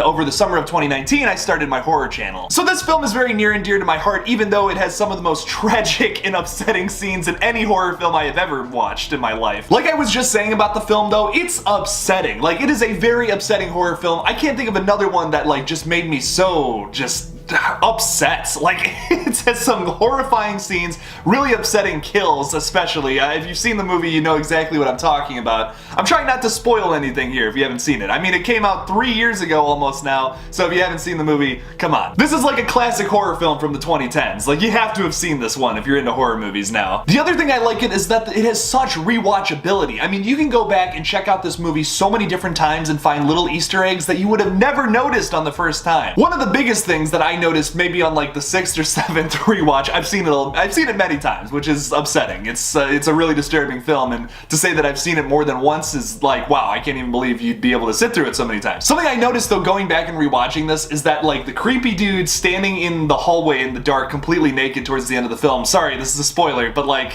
how can I talk about this movie without spoiling it at this point? When Peter's looking at him at that one scene, like way towards the end of the film, that's the same dude who's at the funeral. And like all those naked people at the end of the movie, they're all at that funeral. Like, you can notice them all, like if you like pause the movie and like you look at all the faces, you can match them up to all the people at the end of the film. And talking about that specific dude who's like in the hallway during that one scene, he's actually looking at Charlie when she's going to like see her grandma for the last time in the coffin. That's like, it blew my mind when I noticed that. I was like, oh, it's the same dude, what? That's so cool. I love Easter eggs like that in horror films, and that's just scratching the surface of this film. There's so many other things with the miniatures and what they represent, those little weird like words that aren't really words written above their walls. They all have like these crazy meanings behind them that if you like really deep dive into that, it's such a deep film that has so many really interesting levels to it. Really, my only gripe with the film is that Peter looks absolutely nothing like his parents at all. Like, a great casting choice nonetheless, but like his look he just doesn't have any of the same like facial features as both of his parents, whereas Charlie almost kind of looks like an amalgamation of both of her parents kind of mushed into one person. Like, it just that's really my only thing, and that's getting super picky with it, which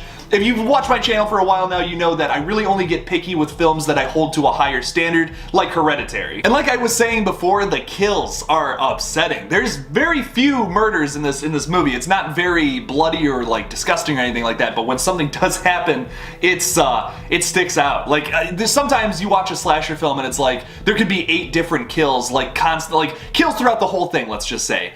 And maybe you walk away from that movie not really even remembering what happened. This film, there's not a single person who saw this movie in the theaters for the first time and did not remember that one image of Charlie's head on the side of the road. Spoiler, I don't care anymore. Not one person is walking away from this movie not remembering all the ants crawling on her head. That is one of the most upsetting images of film maybe ever. I mean, there's not too many movies that comes close to this level of disturbing, and this one does it just enough to where it's like, if it was any more, I would not be able to come back and watch it so many times. Like, there are films that I've not even finished because they were so disturbing. This film does push the envelope a lot, but it's not so much to the point where you can't go back and watch it, I would say. Like, the Charlie death is obviously so, like, oh my god.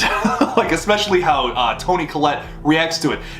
Let's just, real quick side rant, since that's kind of what this whole video is. Toni Collette was robbed of an Oscar from this film. Absolutely robbed. As well as Florence Pugh in Ari Aster's other film, Midsommar. Both of them robbed from an Academy Award. Not even a nomination? Like, what the hell, man? Hereditary is one of my favorite horror films. I know a lot of people don't like the ending, but like, that's the best part about the movie to me. It's like, this whole film, this like 2-hour film is all set up to the last 15 minutes that is this massive horror explosion. It's wonderful, it's the best way to do a horror film, and the ending is ambiguous, which I've talked about on my channel many times. That's the best way to end a horror film, in my opinion. It's the scariest way. You leave everything up to the viewer's imagination, which is no monster that you can create will be scarier than what's going on inside your viewer's head. It's a masterfully made horror film, the first film from Ari Aster, and I will be a lifelong fan of whatever he decides to do. Anything he touches, I will watch. Even if it's just producing, I'm gonna go check it out, because that film just really just changed my entire life. So thank you all so much for watching my little review of Hereditary. Don't forget to subscribe to the Late Late Horror Show, and hey, maybe check out my channel too, Killjoy Jake. Check that out on YouTube. Thank you all again for watching, and as always, don't forget to kill it out there, y'all.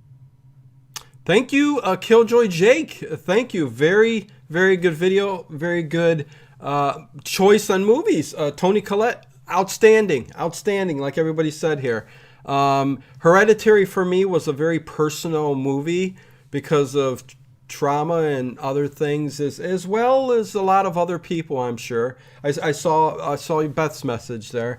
But yeah, a little too personal for me. A movie I want to forget, but very well done. Heck, the next movie, Midsommar, I love that folk horror, and that movie, that's highly rated movie for me, man. I love Midsommar, so you know, keep bringing them. I'm not sure what the next project's going to be, but it's probably out there. I just haven't looked, but you know, whatever. So there you go. We got 4 more to go. And let me just say, let me hop to the next one, the next channel. This guy is a nice guy, man. Really, yeah, there you go. You popped in. Wow, great review, Killjoy Jake. Love Hereditary. Phil's Creepy Videos.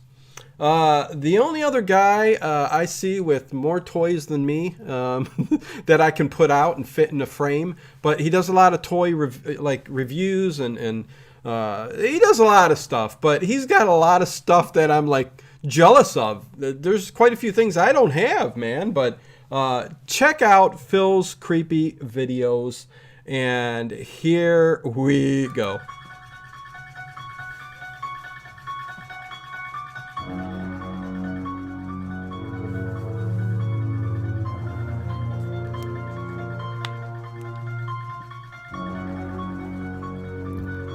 Phil's Creepy Vids.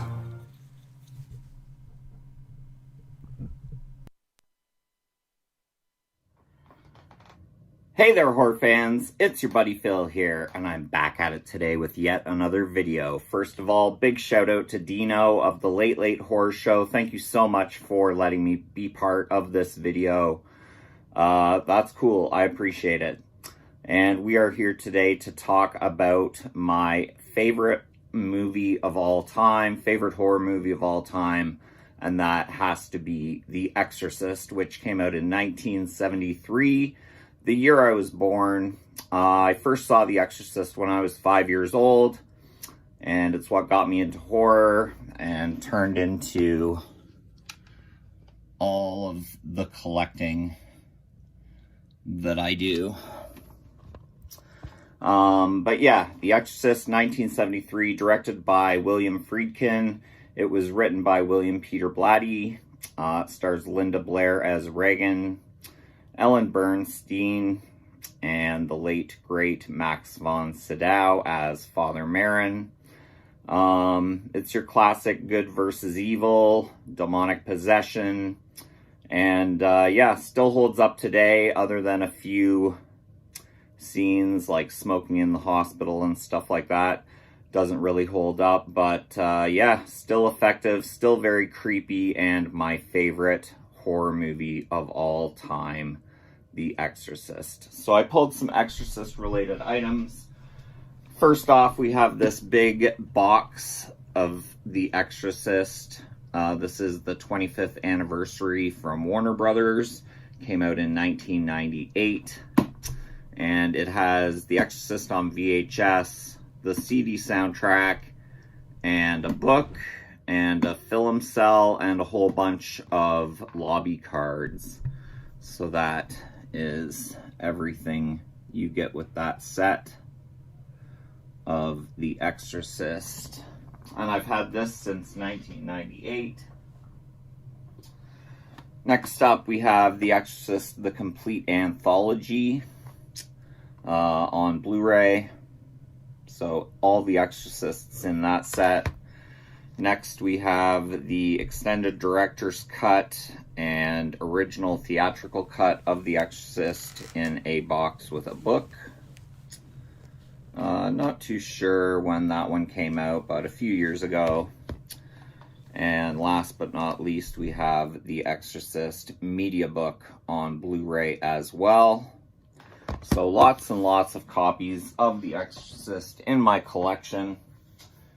And we'll get on to the little toys and stuff. There we have the new Toonie Terrors Regan as she's puking her green pea soup. Fun little item here. This is the Tubbs duck. So Regan as a rubber ducky,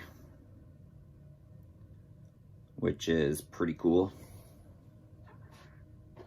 Of course, you gotta have the Regan Funko Pop. So that is the Regan Funko Pop. And I believe this came out from NECA. It's very fragile. But this is the Regan on the bed. And the bed's a head knocker and the Regan's a head knocker. So it's like the bed's levitating. But pretty good detail in that.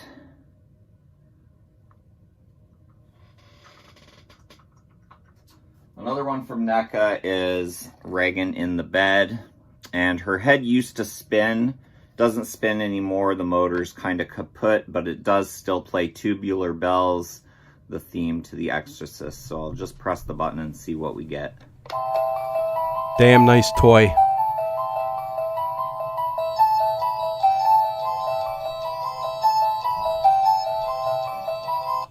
Pretty iconic soundtrack to The Exorcist. So that is Regan in the bed. And last but not least, we have the Mezco MDS Regan, and I have nice her toy. in the seated stance because she just sits up on one of my shelves. So yes, The Exorcist. Loved it since I was 5 years old, since I first saw it, and loved it ever since. I still watch it to this day. So once again, Dino over at the Late Late Horror Show, thank you so very much for having me on your show. And yeah, if you like great horror content and you're not subscribed to Phil's Creepy Videos, please do me a huge favor and click that subscribe button. Hit the thumbs up if you like this video. And yeah, don't forget to hit that bell notification to be notified every time Late Late Horror Show posts a video. That's my time. Thanks so much for yours. Have a great day, guys. Thanks once again, Dino. Peace!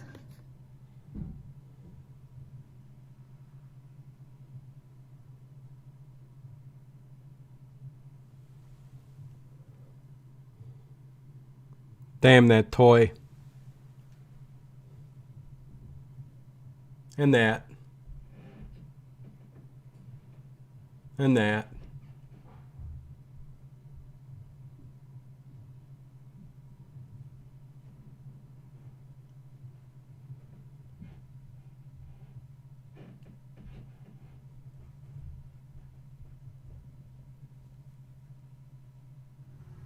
So if you guys like that video, comment down below, hit the like button, subscribe, and we'll see you in Phil's next video. Peace!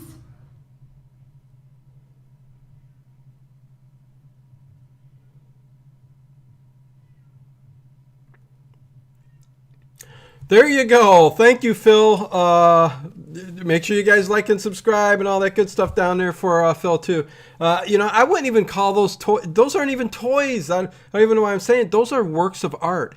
Toys have become kind of artwork. I mean, it's not like when we were kids. Of course, you got those in the store like Walmart and all that, like regular old toys that you can bang up and throw away. But stuff like this, I mean, it's not a toy, it's a work of art.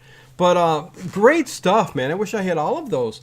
And The Exorcist, great film. We're almost done, guys. Great film, man. A quick story here. Why Exorcist scares the hell out of me. I saw The Exorcist at the drive-in theater. My uncle was in the car. Said during the scene where the pea soup coming out of the mouth, he's like, hey, I'm not feeling too well. Got out of the car, started walking a little bit, and stumbled over. And then next thing I knew, I'm a little tiny kid. I don't even know why they took me to see this movie at the drive-in theater. I was too small. But he passed out. My uncle passed out, scared me half to death, scarred my memory, and that's my memory of The Exorcist. It's always going to be that way. That movie is just so frightening. But, man, does it get any scarier, or when it comes to horror, that's got to be at the top of a lot of people's lists. But there you go. Thanks, Phil. Appreciate it. Great video. I'm not sure who that was at the very end of the video. Didn't say anything, but very cool. Appreciate that. So with that said, we got 1, 2, 3 more. So here, let's hop on to, let's get Gory Bits out of the way, since you just chimed in there. The Exorcist is also a great book.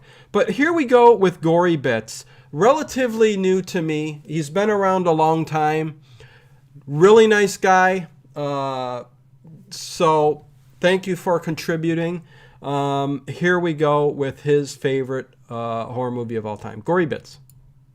When it comes to horror movies, my top 10 list tends to fluctuate, especially when I watch and discover brand new movies.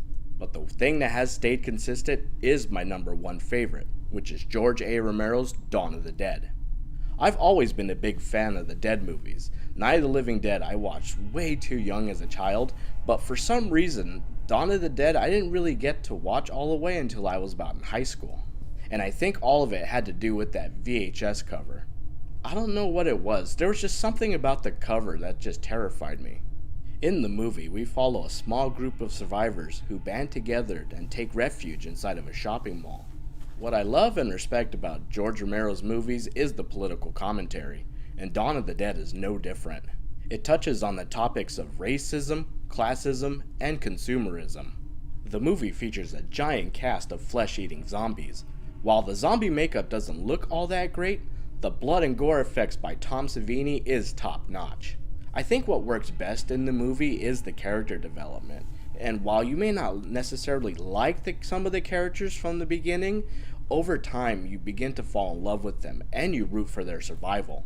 It's a film that may be serious in parts, but it doesn't shy away from the comedy. There's some really great humor and dialogue in this movie, and because you love the characters so much, it ultimately breaks your heart when not all of them make it.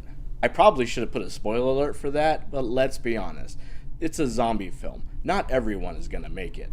It's pretty progressive in its storyline, and it's so wide in scope that there's so much that you can pick at.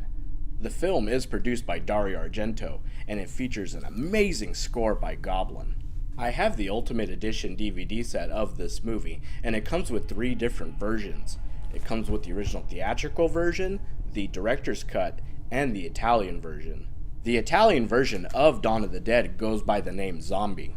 I don't really enjoy the Italian version so much. It's a little bit shorter, and they remove a lot of the humor in the film to go with a more serious tone. The director's cut is cool and everything, but the added scenes and extended footage are not really that necessary. So if you're going to go with any version, I would say the theatrical version is the best one to watch. It's an amazing movie, and it holds a special place in my heart. Dawn of the Dead is a movie that I'll never get sick of watching, and that's why I consider it to be my favorite horror movie of all time. Thank you, Gory Bits. The Dead Go Shopping, right?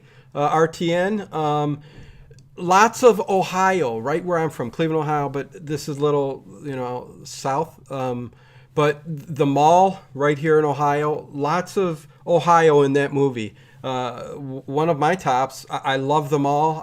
I've talked about this in our full commentary on the movie that we've did, me and Ted. But a fantastic movie, good choice, good pick. Love it. Love that movie, man. Just love the idea of chaos ensuing and you getting locked in a mall and you have everything at your disposal. I know it eventually get to you, but I love the concept. But anyways, we've got two more to go. Let's get to one that I've known for a long time and just celebrated her 10-year anniversary on YouTube. But Kara from Horror Retrospective. I caught her years ago when she did some like alien painting and makeup effects, very cool stuff. And she would do like a movie review. Now she kind of does all kinds of different things, some casual streams and stuff like that. But I thought I'd include her in this, and have always loved Kara and her channel, Horror Retrospective. Here we go with her favorite horror movie of all time. Hello, lovelies. My name is Kara of Horror Retrospective, and I have been asked to talk about my all-time favorite horror film, which would be 1982's Cat People. I think it is an excellent remake. What makes this one so unique to me is the original source material was only very lightly referenced, and the film was just made something completely different and of its own. And this story really speaks to me. I love the dynamic of Irina. She's a young girl who really doesn't know who she is. She's getting to know and discover herself. She's also gone off to New Orleans to meet her biological brother, just also in a sense to know who she is, where she comes from. And there's this sense of alienation, or I guess not really fitting in, that she touches on early in the film. And these are all very relatable topics and themes, even if one has never been an orphan. Just the sense of not really knowing who we are, or just being young and getting to know ourselves for who we are, really developing ourselves as a person and as an individual. And she has double duty here, unfortunately. And I also just really love that this is more of a coming of age story, more in the sense that she's coming into her own as a young woman.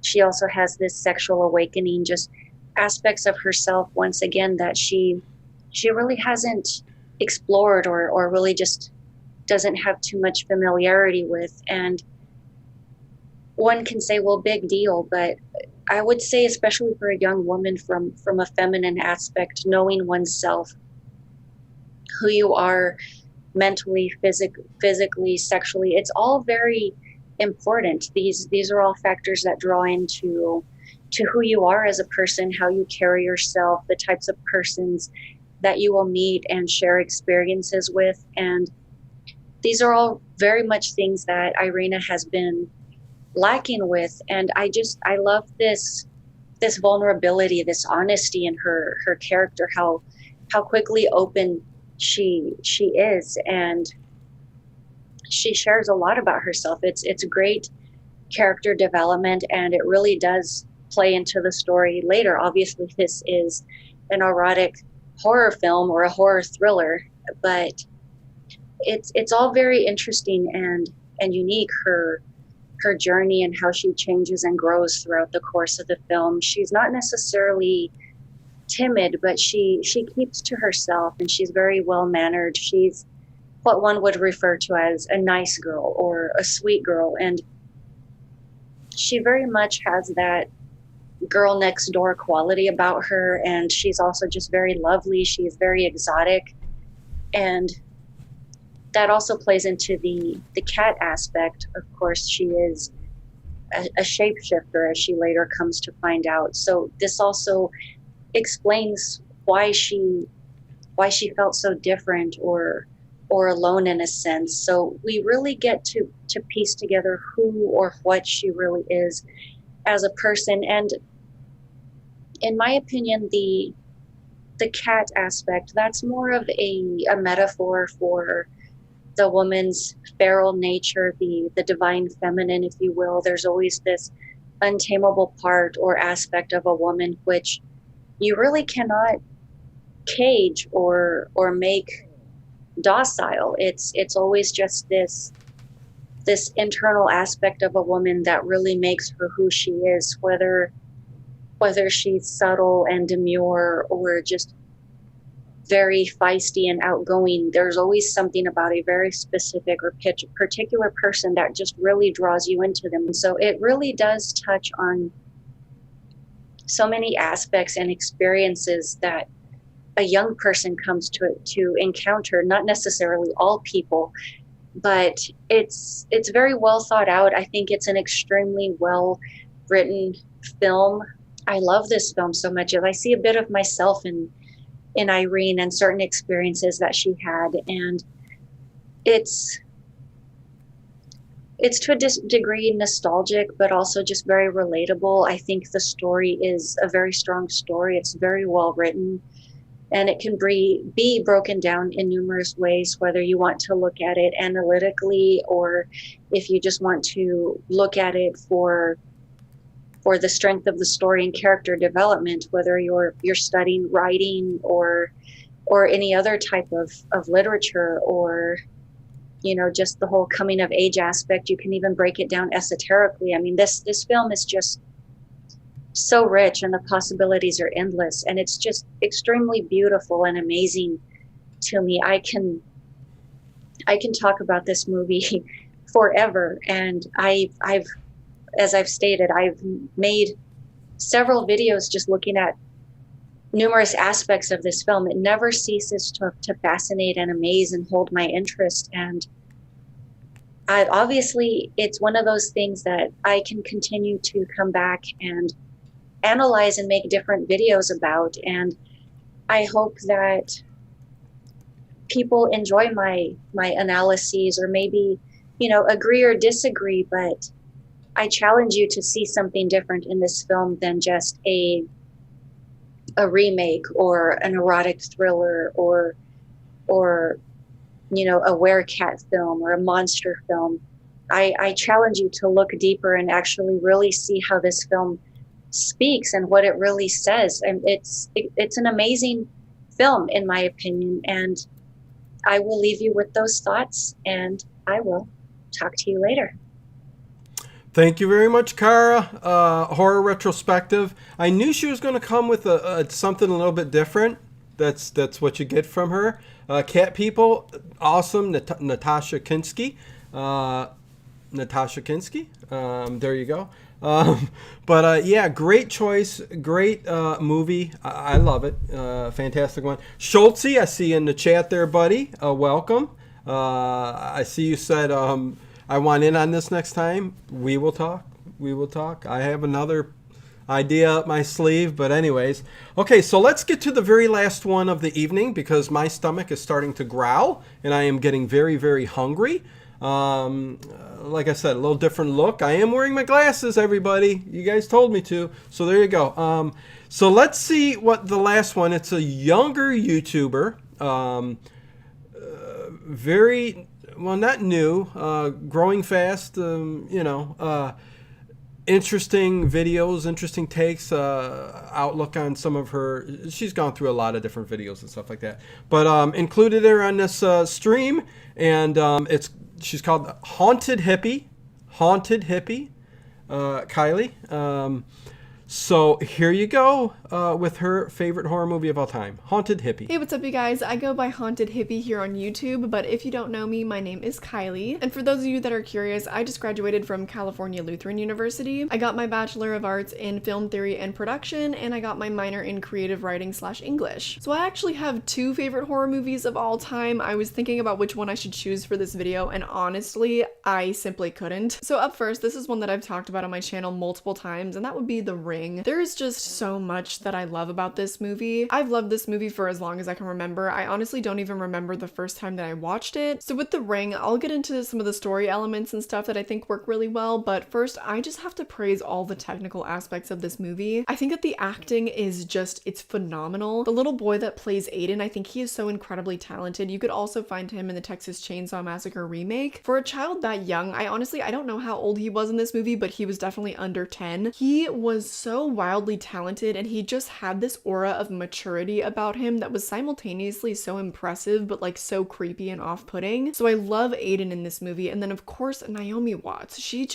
steals the whole show. They have a really minimal cast in this movie. There's really only 2 leads and Naomi Watts, like I said, just steals the whole show. Almost like a solo performance by her. I think that she really depicts the character's emotional development throughout the movie super well. She goes from this very cold reporter that is very distant from her son, and it's kind of led him to be a lot more mature than he really should be at that age. But she goes from that to then understanding the complex emotions between a mother and a child. And she learns via this entity of Samara, who was once a real little girl. Okay, I'm starting to get into the story, but I want to finish talking about the technical aspects. But basically, yeah, Naomi Watts' performance, mwah. Besides the acting, one reason why I am drawn to this movie just again and again and again is because of the style of it. That's one thing that I kind of talk about a lot on my channel. Just when a movie has good stylization, I live for it. So this movie relies really heavily on a very blue, green, gray kind of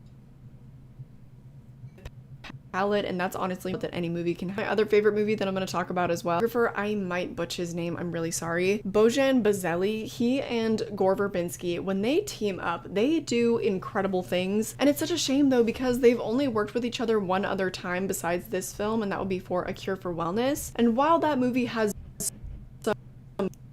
very unsavory, a tad bit too long, it is. Like the cinematography of that movie, oh my god, c'est magnifique. But anyways, same goes for The Ring, and it takes such an incredible talent to pull off this kind of aesthetic for an entire film. Lighting a film can be such a headache. That's what I've learned. Honestly, the hardest part of making my own short film right now has been the lighting. I didn't realize how much finesse that took, and the fact that they had this incredibly stylized film with this green, gray, blue lighting all throughout is so impressive. It's just so pleasing, but I could go on and on and on about that, so I'm gonna move on. The last thing I want to touch on for The Ring is just that I think that the writing is so unbelievably strong. The opening of this movie sets this insane mystery and leaves you wondering just like what the hell just happened. So for the rest of the movie, this whole mystery kind of unfolds in this really nicely paced and beautiful way. And I think one thing that helps that, and what's such a unique aspect of this movie, is the fact that they have 7 days before they die to figure out what's going on. So that definitely also adds this sense of urgency, and it makes the pacing just lovely. And it's one of those rare cases where you can almost sympathize with the evil entity. But I'm gonna move on now so I don't ramble for too long, because my other favorite movie that I want to talk about is Ready or Not. This is a dark comedy, so I know that it won't be for every horror fan, but I think it's so criminally underrated. I'm such a big fan of Samara Weaving. I love her so much. So obviously, that being said, I think the acting of this movie is phenomenal. While maybe slightly too comedic at times, like maybe slightly bordering on cheesy a little bit with some of the performances, I still think that for the most part they're incredible. Adam Brody is also in this movie. I love him to death. But Samara Weaving, she's my girl.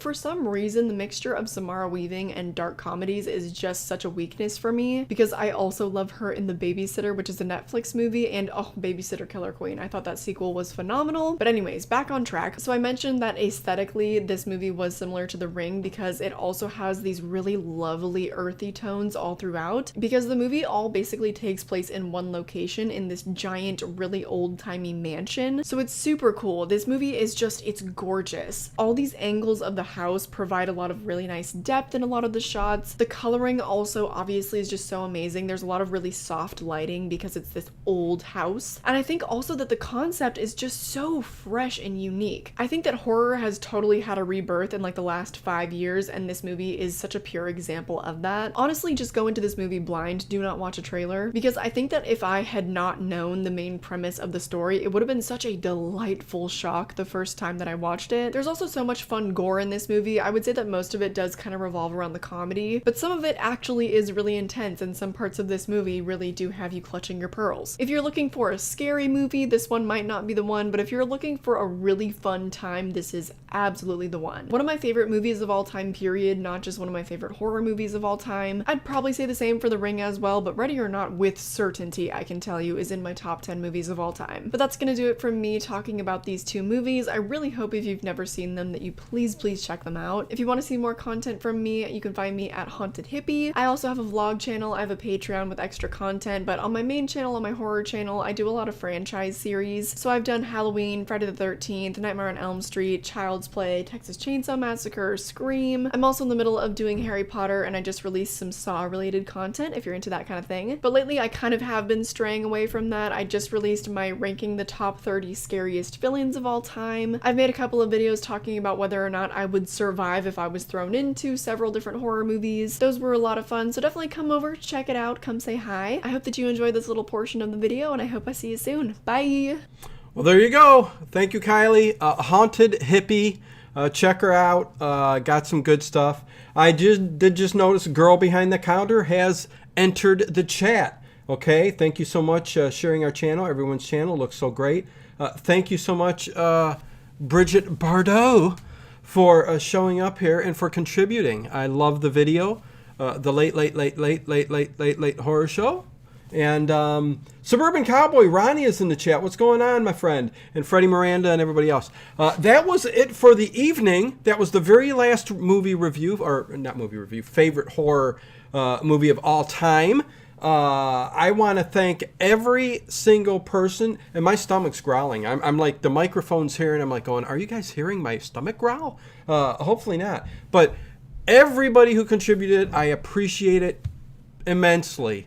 I say it every stream, but every single one of you, each and every one of you guys in the chat right now, who are there almost every night, okay, with the old-time radio shows and stuff like that, I can't thank you guys enough. I can't thank the friends that I've created over the years enough. Beth, Horror Addicts, Drum Dums, you name it. Luke, Confused Reviews, all of them. You guys all know who you guys are.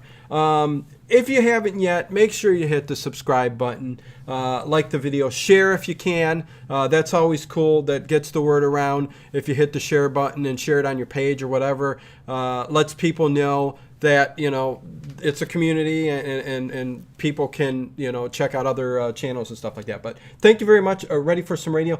Yes. If I'm not in the Old Time Radio chat tonight, which is Michael Shane, Detective, kind of a film noir type old time radio show, starts at 11 o'clock tonight. If I'm not in there, I will eventually get in there. I won't leave you guys hanging, but I've got to eat something, get myself settled, and I will jump in on the overnight chat with you guys. But again, thank you everybody who contributed. And as always, we will do another one of these. Next Tuesday, me and Ted are going to do our must-see movie list. And I've got some good choices. Ted has a really controversial choice, but must-see. It's going to be really, really cool. So be there next week at our regular time at 9 p.m. Eastern Time, where we will be doing that, our must-see list. So with that said, again, I see you guys all there. Way too many people to name. The Mummy and the Monkey, you too, you guys, everybody. And with that, I am going to go eat. Man,